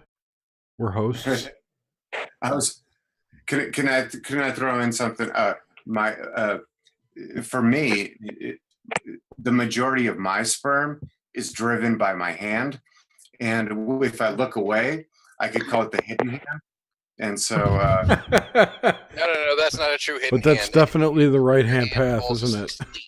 It's I followed the right hand path around that. Let me say, being a technician who has to understand a very minute bit of science to be successful in my industry, in my world, my logic is this. I have an intuition for how the technology that I am intimate with works. And that intuition is a little weird. It's like shamanism. I'm like, this thing's not talking to that thing. It's very fuzzy terms, right? Because I just give it all a personality and that those interact with each other. And, you know, when you plug in your HDMI cable, it goes to this box and there's a whole handshake that happens saying, how much can you send in resolution? This is how much I can You personify all the functions. It's beyond that. It's animism. I animate things so that it actually sticks to my brain. That's how I understand science, but I come from a scientific background. I am a technician. I am engineer in a very loose format of the term, Well, because I understand the ties and connections in the industry I work in. What I'm trying to say, though, is all of us here are philosophers. And if anybody remembers History of the World Part 1, when the gentleman walks up to the unemployment counter and says, there's the lady asks him, what's your line of work? He says, I'm a stand-up philosopher. And she says, you're a bullshit artist. I take that into perspective when I'm talking about things that are outside of my trade. Not to disregard any of your opinions or any of our views. But I want us all to make sure that we remember and put in fucking perspective. I'm an audio video integrator. I could tell you exactly what happens functionally and technically from the point you connect your laptop to an HDMI cable to when it gets to your television, all of the interactions that are occurring. And I've heard many people outside of my industry try to wax eloquent on those things. And I want us all to humble ourselves for a minute. We are philosophizing, we are animizing. What's that? We are giving a personality, we're giving a spirit and a form to something we still don't fully understand. And we are concerned with the implications of what can occur. And I agree with all of your points. All of you are very bright and have a very good understanding of what could happen.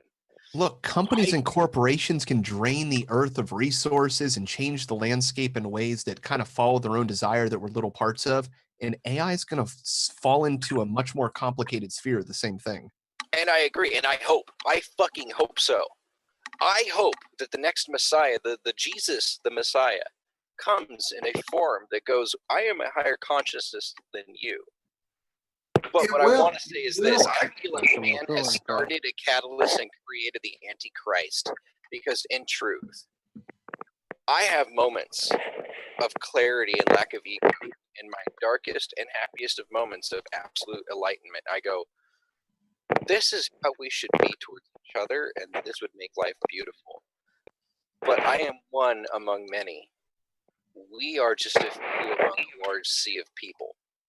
We do something beautiful that no one else is doing, and we need to propagate that and not create an artificial manifestation of it, because the fear that I see as the commonality among all AI concepts is that it will review us and find us wanting. Consider us a plague. So I here's think, what's scary. we're looping back into Yahweh, right? With that, right? This is the thing that drove so many people away from Abrahamic religions in the West, is that judginess of God, right? Or the fear He's of total the dick.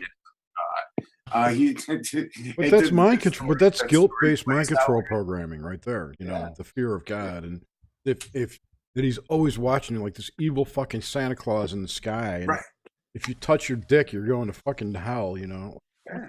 But I feel like we're fucking up in how we should be really viewing that message. God is our higher selves that look at ourselves going, why the fuck are you doing this? Why are you like this? I think disconnecting it. I think that the Yahwehism has this like uncomfortable truth wrapped up in it, where like it's admit that you suck, you know, admit that you suck. It's deeper than that, though. It's deeper than that, guys. It's deeper than that. It's Because way deep. Of course, it's way deeper than that. Of course. You know, the programming, brainwashing, whatever you want to call it, that goes on in cults, especially Christianity, is, oh my God. Look at this. This is what I was thinking, is that look at the stories of Jehovah in the Bible, especially Old Testament, where he's very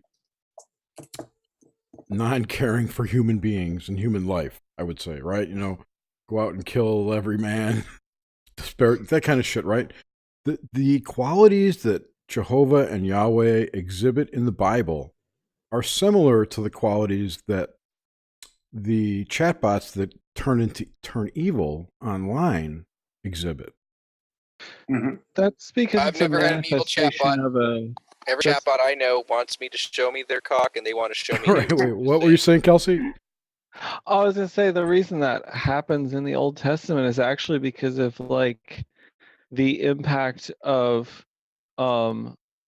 monarchical and hierarchical approach in defining it, because the Old Testament was largely rewritten under the auspices of King Hezekiah right after the return from the Babylonian exile.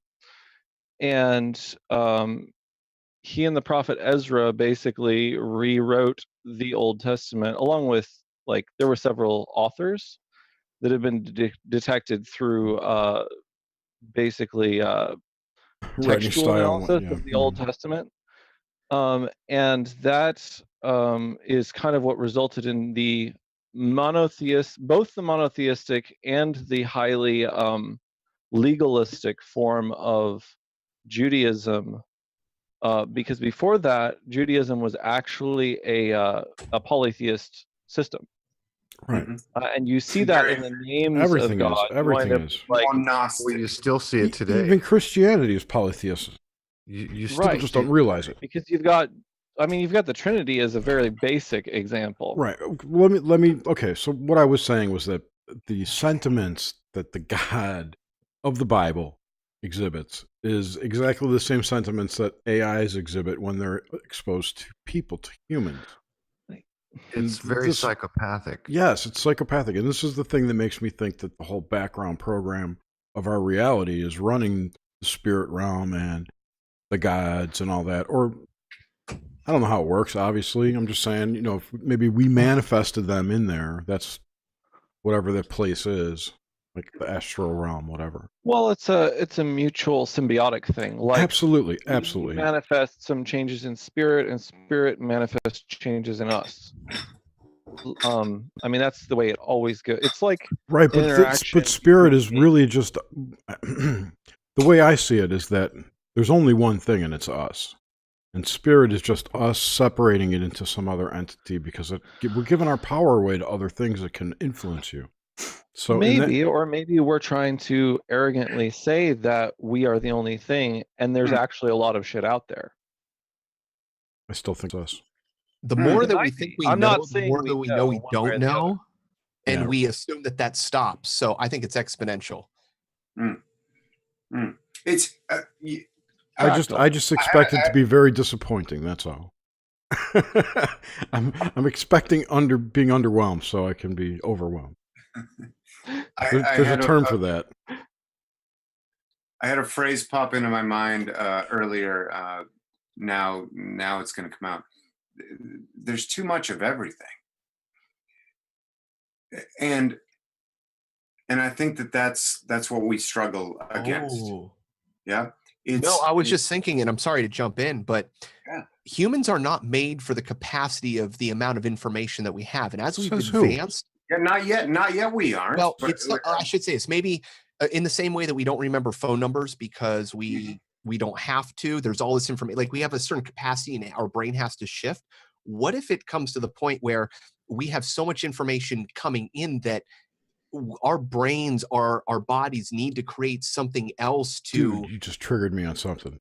Do you see what I mean? To filter this information, yes, we need that expanded consciousness. Check this out. Because we can't do it. Is consciousness local or non-local?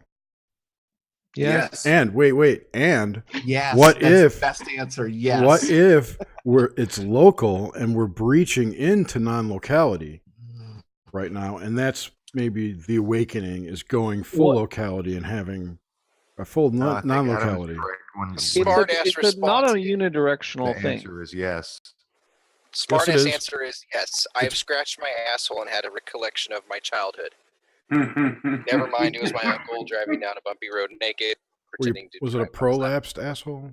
It was definitely a blossom. However, I agree. I think there is the potential to have an external memory source, but how that data is encoded is the problem. No, how you access the data is the problem. There's all kinds of problems. Tomato, Jerry. Tomato. No, because you might have access and not the right keys. Or you can store data in everything, whether it be crystals, whether it be DNA, the internet, AI. Like, who the fuck knows? Ether. I think yes, but I like specific that. data is pertinent, is compatible with those mediums. Well, and all of those mediums, I would argue, are connected to the cloud. I carry a pack. And when I say the cloud, I'm talking about the ether. Essentially, Maybe everything more is the than one cloud at some point. cloud. Well, that's the ether. I have crystals. Maybe there's that more I than one keep ether. in my pocket, Our ether. and I have amethyst, and amethyst is supposed to help. I got crystals all around my computer. There you go. I have amethyst. I have, I have a salt lamp. a couple of different Crystals. crystals, right? I have I've heard wands. all these like how you cleanse them, right? I'm like, oh, that's cool. I have a piece of quartz. When I got it, it had only a couple of fissures in it. And quartz is supposed to inoculate you from negative energy. Mm-hmm. I'm a project manager, program manager, and salesman. I'm pretty much the Love low negative life energy. and also the planning guy and the guy that has to put my foot in Dude, your did ass. you do a love-hate test on a piece of crystal? It's since I've owned it, and it was pretty much, not completely see-through, but you could see some fissures, but not a lot of anything else. Like there's definitely mass there, but there's a fissure or two. Well, over the period of a year of it sitting in my pocket, now it has it's like you can't see through it. It's just this It loves your mess cock. It loves your of cock. fucking cracks, right? So I went up. The best way to cleanse your crystals, Moonlight. remember, I'm from Santa That's Cruz, from the hippie dippy TM. community, is you take them and you leave them in a stream of running water. So I went to a place that was very beautiful, very sacred, amazing in the hills. It was a great walk. I came back. There was a wall of running water. I said, I need to cleanse my crystals. And my piece of quartz, I said something else earlier, but that crystal that I have, I put it in the water and I kind of looked at it. And the water, you know how when you like put chapstick or something oily on a surface, how water avoids that space? Yeah, it's a hydrophobic. Hydrophobic. Thank you. So I left it in the water. I'd bring it up and it would, by a hydrophobic reaction, disperse the water. I left it in the water for an hour watching it. And as I brought it out, eventually the crystal felt different. It felt different. It could be psychosomatic. Yep. Sure, psychologists. I'll take that. I will take that. I've seen demons, but There we'll may say be no difference psychosomatic. anyways, which is a whole nother discussion. But I brought the crystal up and there was none of that, insert hydro word here, happening. The water just flowed over it like it was just a thing, like a piece of glass in the water versus a chunk of shit with stuff on it. There was no physical anything, and there was not enough stream to cleanse anything off the surface. It's not because you washed all the chapstick off. Never mind that it's stuck on the crystal. The point is, even if that is complete, utter bullshit, how I felt about it afterwards was important. That's the Because only I thing felt that's like- important. I felt like that crystal has done a lot of work. It's a battery that needed to be recharged or needed to ground out the shit that was in it. It needed something. But And I think ultimately, it that- comes back to you because you just Thirsty. alluded to the idea that the crystal was fractured and damaged due to your own negative energy. So what you're suggesting is that the crystal was absorbing your own energy, and then you cleansed the crystal, which ultimately was cleansing your own energy, which was absorbed by the crystal in the first place. Yes. Circling back to my So you band, should have my- just my- laid down in the stream and cut out the middleman. It's a little bit Yes. of both. I But think. you know what's crazy? Mainstream science poo-poos on all of this, but just look at like the quartz crystal inside of a watch, which keeps perfect timing. Yet you have like the human brain, which is synced on the same magnetics as the sun, and you have all these interactions. So to think that the magnetics of something that would sit in your pocket could be reactive, in science poo-poos on it, I go, you know what? You guys just aren't looking deep enough into the subject. They don't have the tools to measure it. They can't It's see not- think it. if That's science, the fucking key. But you know what's amazing? I don't know if you look into people that have like synesthesia. Yeah. There's a guy who wrote, I can't remember the name of the book. It's one of my favorite books, but essentially he was attacked, jumped in an alley, beaten. And after that, he was able to start seeing fractals, draw all these really interesting things, see portions of reality that other people can't see. that's called mental retardation. No, That no, sounds no, familiar. no. That Or sounds what it can be is that you have a person whose brain has been tuned into being a machine that nobody else can have. And it's like this amazing, I don't know. I just don't know if we don't have the tools as ourselves sometimes to interact with these things on a scale where we are a more finely tuned instrument than science currently is able to. We totally do. Yeah, but Adam, also I'm too, gonna maybe that injury connected him up to the cloud permanently somehow, so he had access to all this information. Well, Well, maybe exactly. that You have injury something and gave it the connects a different gates. wire. I think It's a wider that bandwidth. Go ahead. what you're talking about here, right, is one sort of example of someone who is attacked. They experience a trauma, a major trauma, and that flips something on. Yeah, so that's interesting when we like look at it as something coincidental, organic. As you're just moving through life, this thing happens to happen, right? I think that there's interesting connections to be made around, the kind of strategically induced trauma that a lot of folks in the conspiracy world complain about, like that the Illuminati traumatize people, right? And they hurt them, and that's bad, right? But I think there is this aspect of it where bad is good. I know I'm treading Well, it's into trying to act. dangerous It's trying ground to here, trigger right? It's trying to trigger the process and control it. And the issue is more like the bending it to their control than the triggering the process. If that Right. makes sense. It's Yeah. taking away someone's free will. Well, I think there's a lot of politics involved in that, right? But it's like, But even within where is that that- ideal, there's a black and white, because you'll have, even if they're doing it for good reasons, you'll have factions within that group that will be doing it for the wrong reason. right. It's Right. fractalized. It's all fractalized. Yeah. Everything splits into. I think good or bad. And We're all Right. filling a role because as something gets too good, it creates a void for the negative, and vice versa. I Morality am a is chaotically subjective. neutral person, deliberately, because I hate things going in too far of one direction or the other. Shit has to be even flowed, and I will have a strong opinion in the positive. And if it gets too far that way, I'll go, but wait a minute, like I'm all for it and you all are doing a good job, so let me recognize that there's a whole other negative here that needs to be thought about. I am a plan for the worst, hope for the best kind of guy. If shit's going too far in the negative, I go like, whoa, okay, you all have got that covered. Let's look at we the need more positive of the positivity. situation. Yeah. Mhm. You have to look at things balanced and even flowed. I am fuck it.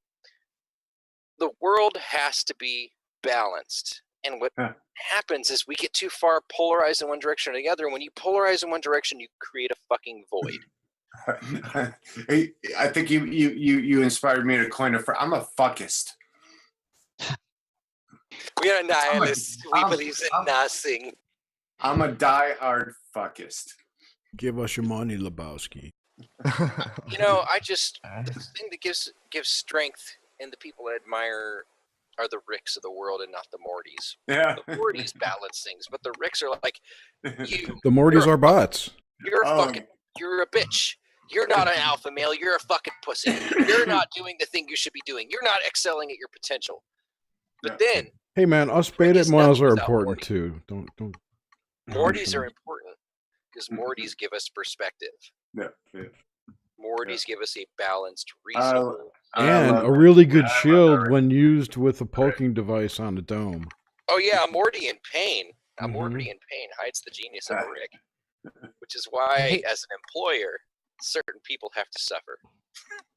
So I want to hop in real quick. I looked up the book that I was talking before. It's called Struck by Genius: How a Brain Injury Made Me a Mathematical Marvel. I read that. And I find it absolutely fascinating because the theory behind this guy is that somehow when you have brain trauma, you can have neurons knocked into part of your brain where they die, but after their death, they rejuvenate and it causes connections, essentially synesthesia. And you start to have a different perception. So essentially, this guy's been turned into a highly tuned machine that he can perceive things that we can't quite perceive. And he does a beautiful artwork. I encourage you to check out the book, but what was it called? I don't know. It's called Struck by Genius: How a Brain Injury Made Me a Mathematical Genius. It's the guy's name is Jason Pressfield. I'm sorry. That's a different book. It's Jason Padgett. He couldn't write it himself. Obviously, he has certain constraints, but it's co-written with Maureen Ann Seberg. I see that. I I have put the link in similar chat. constraints. I think I got struck by genius in some ways, and I've been trying to write a fucking book for a long time, and I think I'm finally ready to admit that I am not going to be able to do it. I need some help. I have everything. I have everything that I would need to do a book, except the ability to write the fucking thing. It's not that hard. Have you? I've written 12 books, have you man. had a It's not brain that injury? hard. Yeah. Except it is for me. So, thank you for your vote of confidence. But for some reason, I can't get through it. But it can be done. I just, I'm at this point now where I'm like, what kind of book are you trying to write? I'm not. I understand. I have like just 5 blurt in the out works. there. I can't finish anything. What kind of book are you trying to write?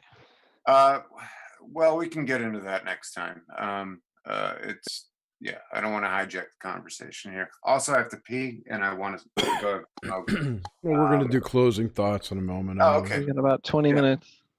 20 minutes. Okay. 10 well, minutes. Yeah. 10 minutes? Okay. Yeah.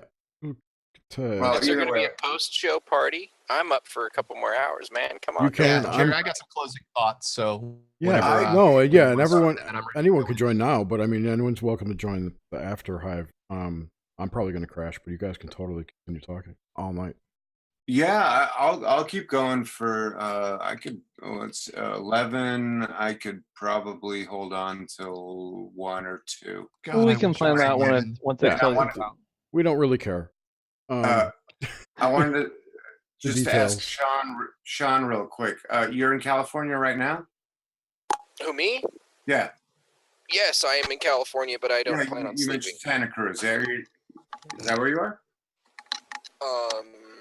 Yeah. Yeah, that's true. I am in the Santa Cruz area. Okay. Well, I'm up in Alameda. I would love to get together with coffee. Shit. Not with coffee, but or whatever. I just want to let you know that we are within driving distance of each other, and I work in the Bay Area. I will hang out with you in a second. No homo. I'm welcome. I'm happy to hang out. Let's do that. Yeah. Totally no homo. Yeah. Art speaks of a wife, but I've never I seen think there's anything wrong with that. There's nothing wrong with that. I just had to clarify my alignment. You guys could clarify that offline too. Yeah.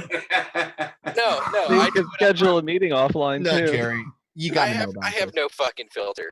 I'm not opposed. I don't give a shit. I think everybody's beautiful and do your own thing. I just wanted to be like, let's hang out, let's meet.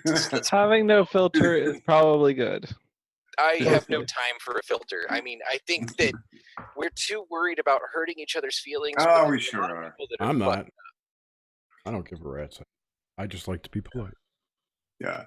Well, and just to okay, so I know Jerry's in Georgia, Aaron's in Georgia. Adam, where are you at? Florida, South Florida, near Palm Beach. Oh, America's penis. Okay. That's right. America's wang. We got Canadian's hat, and Mexico's our beard. That was sounded by Hurricane Irma. And Kelsey, where are you at? I am in Missouri, right in the middle of the country. Missouri. You're not really from Missouri. You're lying. It's Missouri. I went to basic training in Fort Leonard Wood, Missouri. I am familiar with Fort Leonard Wood, and honestly, I'd say about half the people who are at Fort Leonard Wood also pronounce it Missouri. Our governor, our previous, not the current governor, but the other one, alternated. It was really interesting. Every other sentence that he'd used the state name Missouri or Missouri in speeches. Now, for clarification here, everybody, that's what you call political. The people that are in the military discovered boots and shoes when they got into the military. So they call it Missouri or Arkansas. That's a joke. Boots and shoes because they were had nothing before on their feet ever? Yes, Yeah, because that's what he's most saying. of the motherfuckers in the military are redneck and dumb. I know. I love all of my brothers and sisters, but we're a little special retarded. to enlist. There's a Trust me. special blend of person that can only. Back. There's a certain level of person that can be brainwashed by the army. I willfully joined a organization that will seek out and destroy the enemies of the United States of America. What are you talking about? A foreign and population? domestic. I'm talking about like Cults shave your head and indoctrinate you into their ways. You go to boot training and get your shaved head and get stuck into a uniform. So I it's the same disagree. thing. Okay. I have a friend who that's what snapped him out of it. Wait. All I was saying was that there are people who would not put up with that. Oh, Yes. I could never. I could never do it either. And there's a belly level approach. Sorry. There- Go ahead. Go ahead. Go into the belly of the beast. Whatever beast you choose, do it. Go into it. You will and resist and persist, and you'll come out better for it. Let me say, I agree with you. There is a group, a large collective of people. Could I finish my sentence, sir? So Yes. before you critique me, that there's a level of people that underneath which can be affected by that, are affected by that effectively. It works on them. People above that, in order for it to work, has to be a conscious decision on their part. Period. Done. Speak. Okay. I agree. And it is a conscious decision. For me, and a majority of my brothers and sisters in the arms, from the Marines to the National Guard, from the hardest organization being the Marines, and then the Army, and then the Navy, Air Force. There is a collective of people that absolutely fucking need it. We didn't have a good foundation to build on. We didn't have a direction, but we had a drive. We have a drive. I have a fucking drive in life. No matter how rough it gets, I'm still here. No matter how beaten down I get, I'm still here. And I look at all the people around me and go, how can I improve your environment too? That's not everybody in the military. But that is the spirit of the military. We take the misbegetters, the misbegotten, and we give them something to fucking believe in. However, all of us here with our higher conscious and thinking, and our white privilege, our first world problems, can go and wax eloquent and bitch and complain all day long about the government and the control and this and the other thing, but we're not standing in line to get a bucket of water for our family. We're not hoping that our next meal isn't contaminated with something. And we're not shitting in the streets. I've seen that. I have experienced that. And I know that we have it way fucking better on our darkest days. I didn't know. Right, but why are so many of those people having those issues? That's a bigger conversation. We might be a contributor to the problem. Sometimes it's due to the military. It's due to the fake scarcity. But sometimes it's right. I don't want to lose track on my tirade here, and I've got the goddamn conch, and it's veterans. Yeah. We'll just take these as your closing thoughts. These are my closing thoughts. Not all of us have the right influence, but a lot of us had nothing. And the military gave us a place to be somebody and to be proud of ourselves, where we didn't have someone that was proud of us, that gave us a positive upbringing.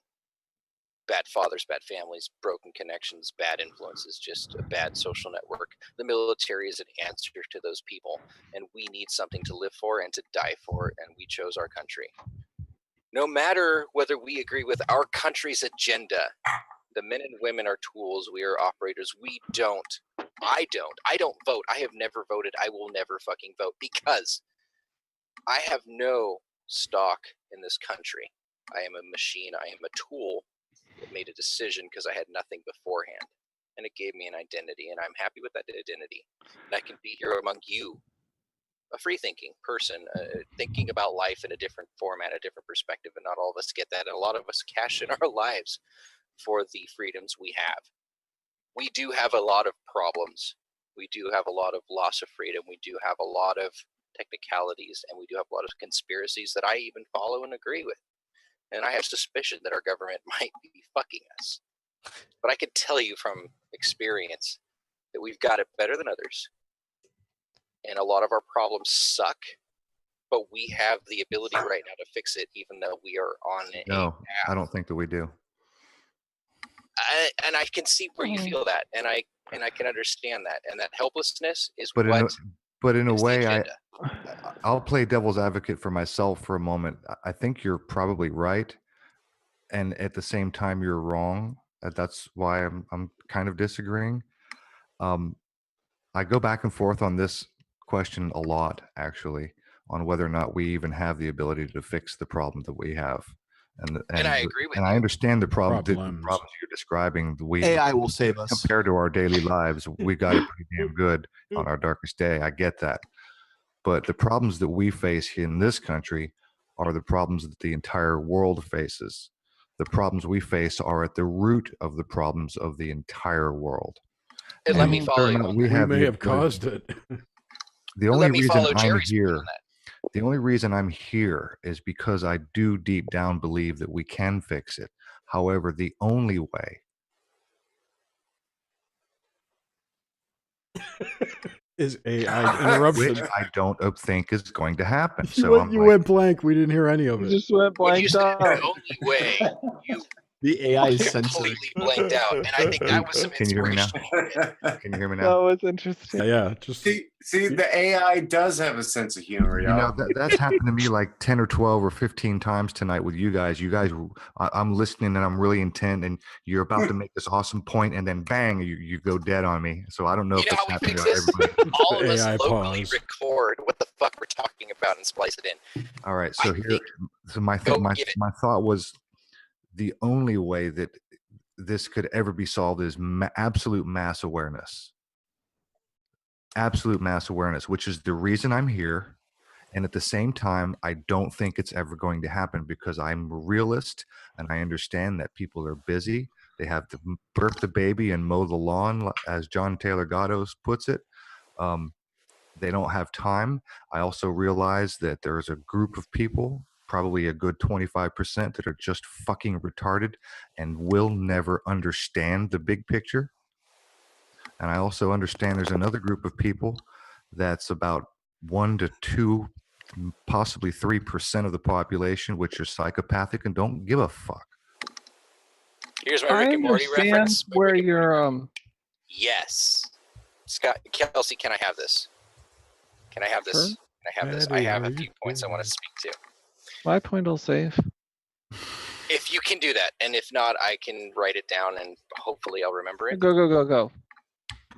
I agree on a lot of the points you brought down and your feeling of desperation and feeling of your lack of hope.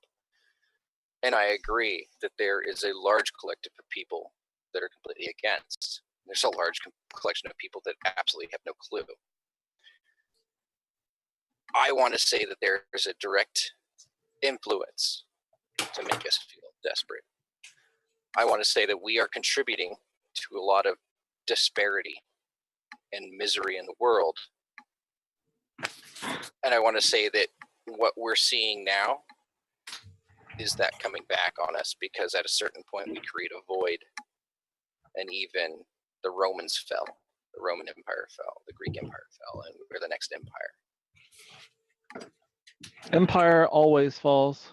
It does. It's absolutely just a part of the cyclical world that we live in. Yet Philip K. Dick tells us that the empire never ended. It never ends and it always falls simultaneously. So what does that mean? The manifestation at that time for that technology and for that cultural awareness will fall apart, but the prevailing minds behind it and the agenda and the strength and the ability to make it, because transmutes. Energy is neither created nor destroyed. Which segues nicely. This is a night of synchronicities, and I think a segue is a synchronicity. Of course it is. We will change form, but the hierarchy will always continue, which is why ideas like the Illuminati, the Freemasons, the Rosicrucians, the Christians, all of these old school establishments have remained. The Knights Templar, the Catholics, they remain because they see that it will change, and they adapt because they have the true history and record. us today. This True. group. That's correct. They do. They're smart enough to recognize that there's changes in consciousness, and they do adapt and they do transmute. I think the reason that hierarchy will always remain is twofold. One is that there's a group of psychopaths that are willing to kill people to get where they are, and the other is that there is a group of people, roughly 25%, that are retarded and order followers and were willing to serve their masters of the hierarchy, willing to believe Those the are lie that a under that hierarchy level. is needed. You're And not going willing- to like this, and I don't like saying this, but I have had to recognize being an employee and being an employer. I have had to have faith in people and what I think their absolute potential is, and then finding out that they can't rise to that occasion no matter what influence, instigation, or nudging we give them an opportunity. Some Been people there. will only be where they want or can be. There's a capacity that every person has. Not every man is a king. Not every woman is a queen. Everyone has a maximum potential for their existence at this moment in this time in the interaction with us. We have to respect them and honor them for that, but we have to acknowledge that. And that is a big portion of being an employer who's building a team to be successful for harmony and for leadership. And there's the implication that the only thing that influences the collective unconscious, which functionally would be largely what controls people who are less fundamentally capable of analyzing such things. There's more than one thing that influences that. We're influencing it by our discussion. Non-human entities influence it both for good and for ill and for things that can be described as neither. So I feel like I take a semi-optimistic perspective, because while I am very cynical about the state of our reality, I feel like that also leaves a larger room for improvement, and it draws out, like he was talking earlier about the about how the void draws out the countervailing trend. And we're like groups like ours and other people who are talking about these things are the countervailing trend rearing its head. It's sort of a wave effect. Like we're moving into a period where people are thinking more about these things, and the to borrow Gnostic terms, the archonic system is kind of breaking down and eating itself for the moment. The Klipov. Yes. You know, there. So- I want to add something to what I was saying earlier about whether or not we even have the ability to solve these problems. Like I said, I go back and forth on the fence, and I always find new reasons to go on this side, and then I find a reason to go to back that side. When I get to the optimistic side of the fence, I'm always reminded that the people who are actually in charge are ruthless, freaking psychopathic, evil cultist bastards. Mm-hmm. And when we get to the point where our mass consciousness is such that we begin to actually make a positive effect, in other words, when they see it coming, they will fucking dust this place. They will not allow it to occur. Maybe. I think But that's also assuming that the physical is the only thing that matters. They're going to crack the dome and drown us again, just like they did last time. What will happen is there will be a void created, and the way to respond to that void is to fill it with something. If we polarize in one direction too far, it's going to create a vacuum here, and then people will That's migrate. already happening. Yes, it is. I've had many. I'm going to take some very hot topics and bring them to the table because they're the most fun to talk about. Me too, Jerry. I always get stuff there. These are closing thoughts, guys. Remember, not discussion points. Oh yeah, these are closing thoughts. These are closing. And I will publish it I after. wasn't here for the whole. No, it's cool. The after chat will get published. It's not. That's the part I put out as a podcast. I want to preface this by saying that I think everyone has a right to a community and has a right to the world. And I think that all of us just need to get over our predispositions of what life should be Our programming? and adapt. And our programming, and a lot of the resistance that we're seeing right now in culture is a byproduct of the natural transition to acceptance. If you recognize how It's people more than really that. respond to stress and new information, and it's a part of who we are, and our media is derived of who we are.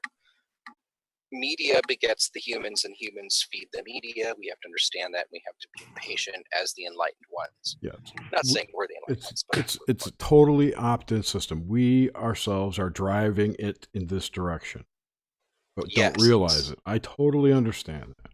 However, there are actors out there that are helping steer in the direction they want it to go. We were born into the driver's seat, and there's been drivers before. yes, and we align with a winning fight. Rufus We're Scott, on a racetrack. where I take issue with you being that I am chaotically neutral. I'm the is that you chaotic don't neutral stand too. for anything.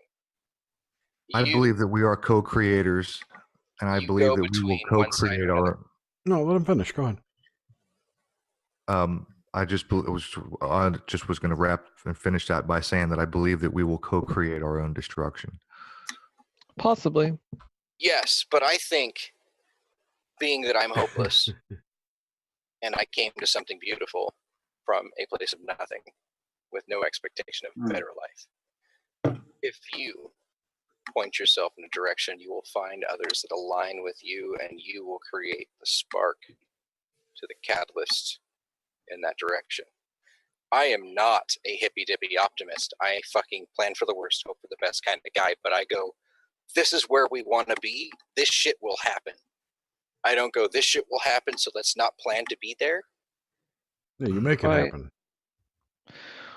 Well, and if you think things are going to be bad, that doesn't mean you just give up and assume that they're going to be bad. And what's the Science point? fiction comes true, right? So yeah, you know, if you think follow that our it's going to greatest be dream. self-reinforcing and a self-fulfilling prophecy, like I would say science The- fiction remains science fiction. Whatever. the way Sorry. you Well, the I way mean, you fight a I was gonna quote Arthur C. the way Clarke and you satellites. fight a system that leads you to feel cynical is by forcing yourself to pursue optimistic perspectives. Like that's how I kind of pulled myself out of like some depression and insanity for like 8 or 10 years in my life. And the way I went about doing it was just like losing the emotions attached to it. Right, there's That's various ways, but like I yeah, took the advice of Yoda, who said, "Let go of all you fear to lose most." that's good. Kelsey, I'm going to say that you had to break against a lot of social norms to be where you are today. Yeah, And I thought so. couple. here we are helping each other. And I want to repair something that I said earlier. I want to take something back, Roof, because I feel like I unfairly threw a dagger at you, and I want to take that dagger back. I want to say that you are cautiously approaching something, but you are a terminal optimist that things are going to get better. I But you wouldn't are be here if I wasn't. And I wanted to take that back because I feel like I wrongfully threw that at you. I would say And your we're all like reaction that, though. read true to me that you really do believe the same thing, else we wouldn't be together today. But you Yeah, are what would be the fucking point of being in Right this on. chat? Like if you didn't actually think there was some hope. So I just want to apologize. I want to apologize to you. I didn't mean to throw a dagger at you. Much love, brother. Appreciate it. It's just a sharp pencil in the eye. All right. Anyone else want to say goodbye? Say goodbye. Yeah, I got closing thoughts real All right. quick. And talk about your shit too. Oh yeah, I got a podcast, Friends to Know. Google it, friends2know.space. You can I will put a link in the show notes. Sweet. Thanks, you dude. So scary idea. This is something that runs through my mind because I wonder about how interfaced I am to these technologies because I go around all day, fucking wires on my head going into my brain. You have God wave machines that emit these magnetic fields. And I have although there is sound being vibrated, there's also a magnetic coil inside of my ears that's able to interface with my brain. So it scares me to wonder if there couldn't be some sort of advanced technology that could harness this in a way that, you got a direct connection wired to your brain, and AI could have an interface to us. So that's just a closing thought. Also, Didn't I just say that? Maybe. No, that was for Felix. That was a joke. Oh. Certified Cliff Wall. Certified Cliff Wall. And I want to tie back to something that I wasn't part of, but you guys had talked about, I guess, Paul Stamets when he was on the Joe Rogan Experience. Yes. In talking about mushrooms. And what blew my mind in that is the idea that mushrooms are creating the environment. They are the ultimate gardeners, whether it be for fish or humans. They are creating this. And if you have this giant brain that scales, kilometers underneath the earth, who knows what type of computational capacity it has for understanding or predicting or creating things. And it just blows my mind that it essentially, if you listen to the episode, works where it's ultimate cooperation. The only thing that works is the cooperation between different things, that if we want to succeed in any capacity, that cooperation is the ultimate way. And I kind of look back at that and go, okay, well, it's kind of implicate order. You got to be part of the system, and you're scaling up. And I don't know. That's my thought. Yeah. I wrote an article called Scalability about scaling up humanity. You gotta read it. It's right. Yeah, it's send me a link, dude. Yeah, that's hilarious. Sync.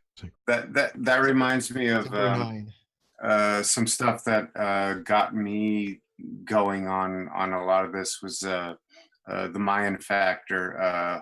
Jose Arguelles, and he turned me on to the whole world of the Maya or the Mayans, and their greeting is.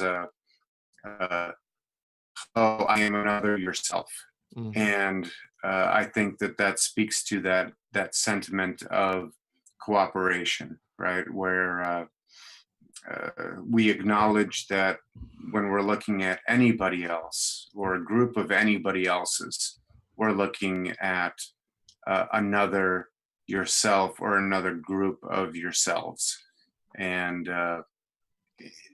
it's funny when you look back at science and you start to see the fractal way that they look at things, or looking at sacred geometries, because we can understand nature, or you can understand quantum physics by looking at how silicon oil reacts, to see the correlations between that and what do you call it?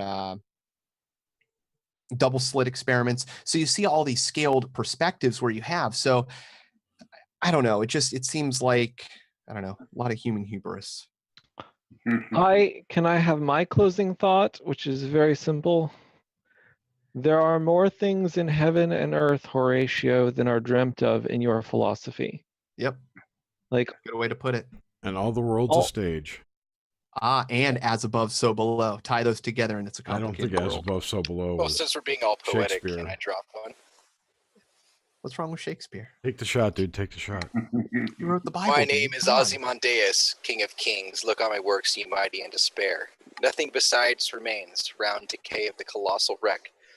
Bodiless and bare, the lone and level sands stretch far away. What that means is we may create a spark today among us, but we will not remain eternal. My name is Antonio Honduras Montago. You killed my father. Prepare to die. Antonio. That's a good one too. Nico Montoya. So let me know when you stop recording so we can dive into some deeper shit. I am. Say goodnight, Chris. All right, I got to go to bed, you guys. Good night, everyone. All right. I got a meeting in the morning. I got editing to do tomorrow. I should probably get some sleep. Thank you all. You got that Red Pill Junkie show to get edited. Oh, yes, Adam, that's when are right. you gonna Yeah, have me and I'm on recording your tomorrow show? with Darren. Oh, by the way, I'm recording tomorrow with Darren at, I think 3 p.m.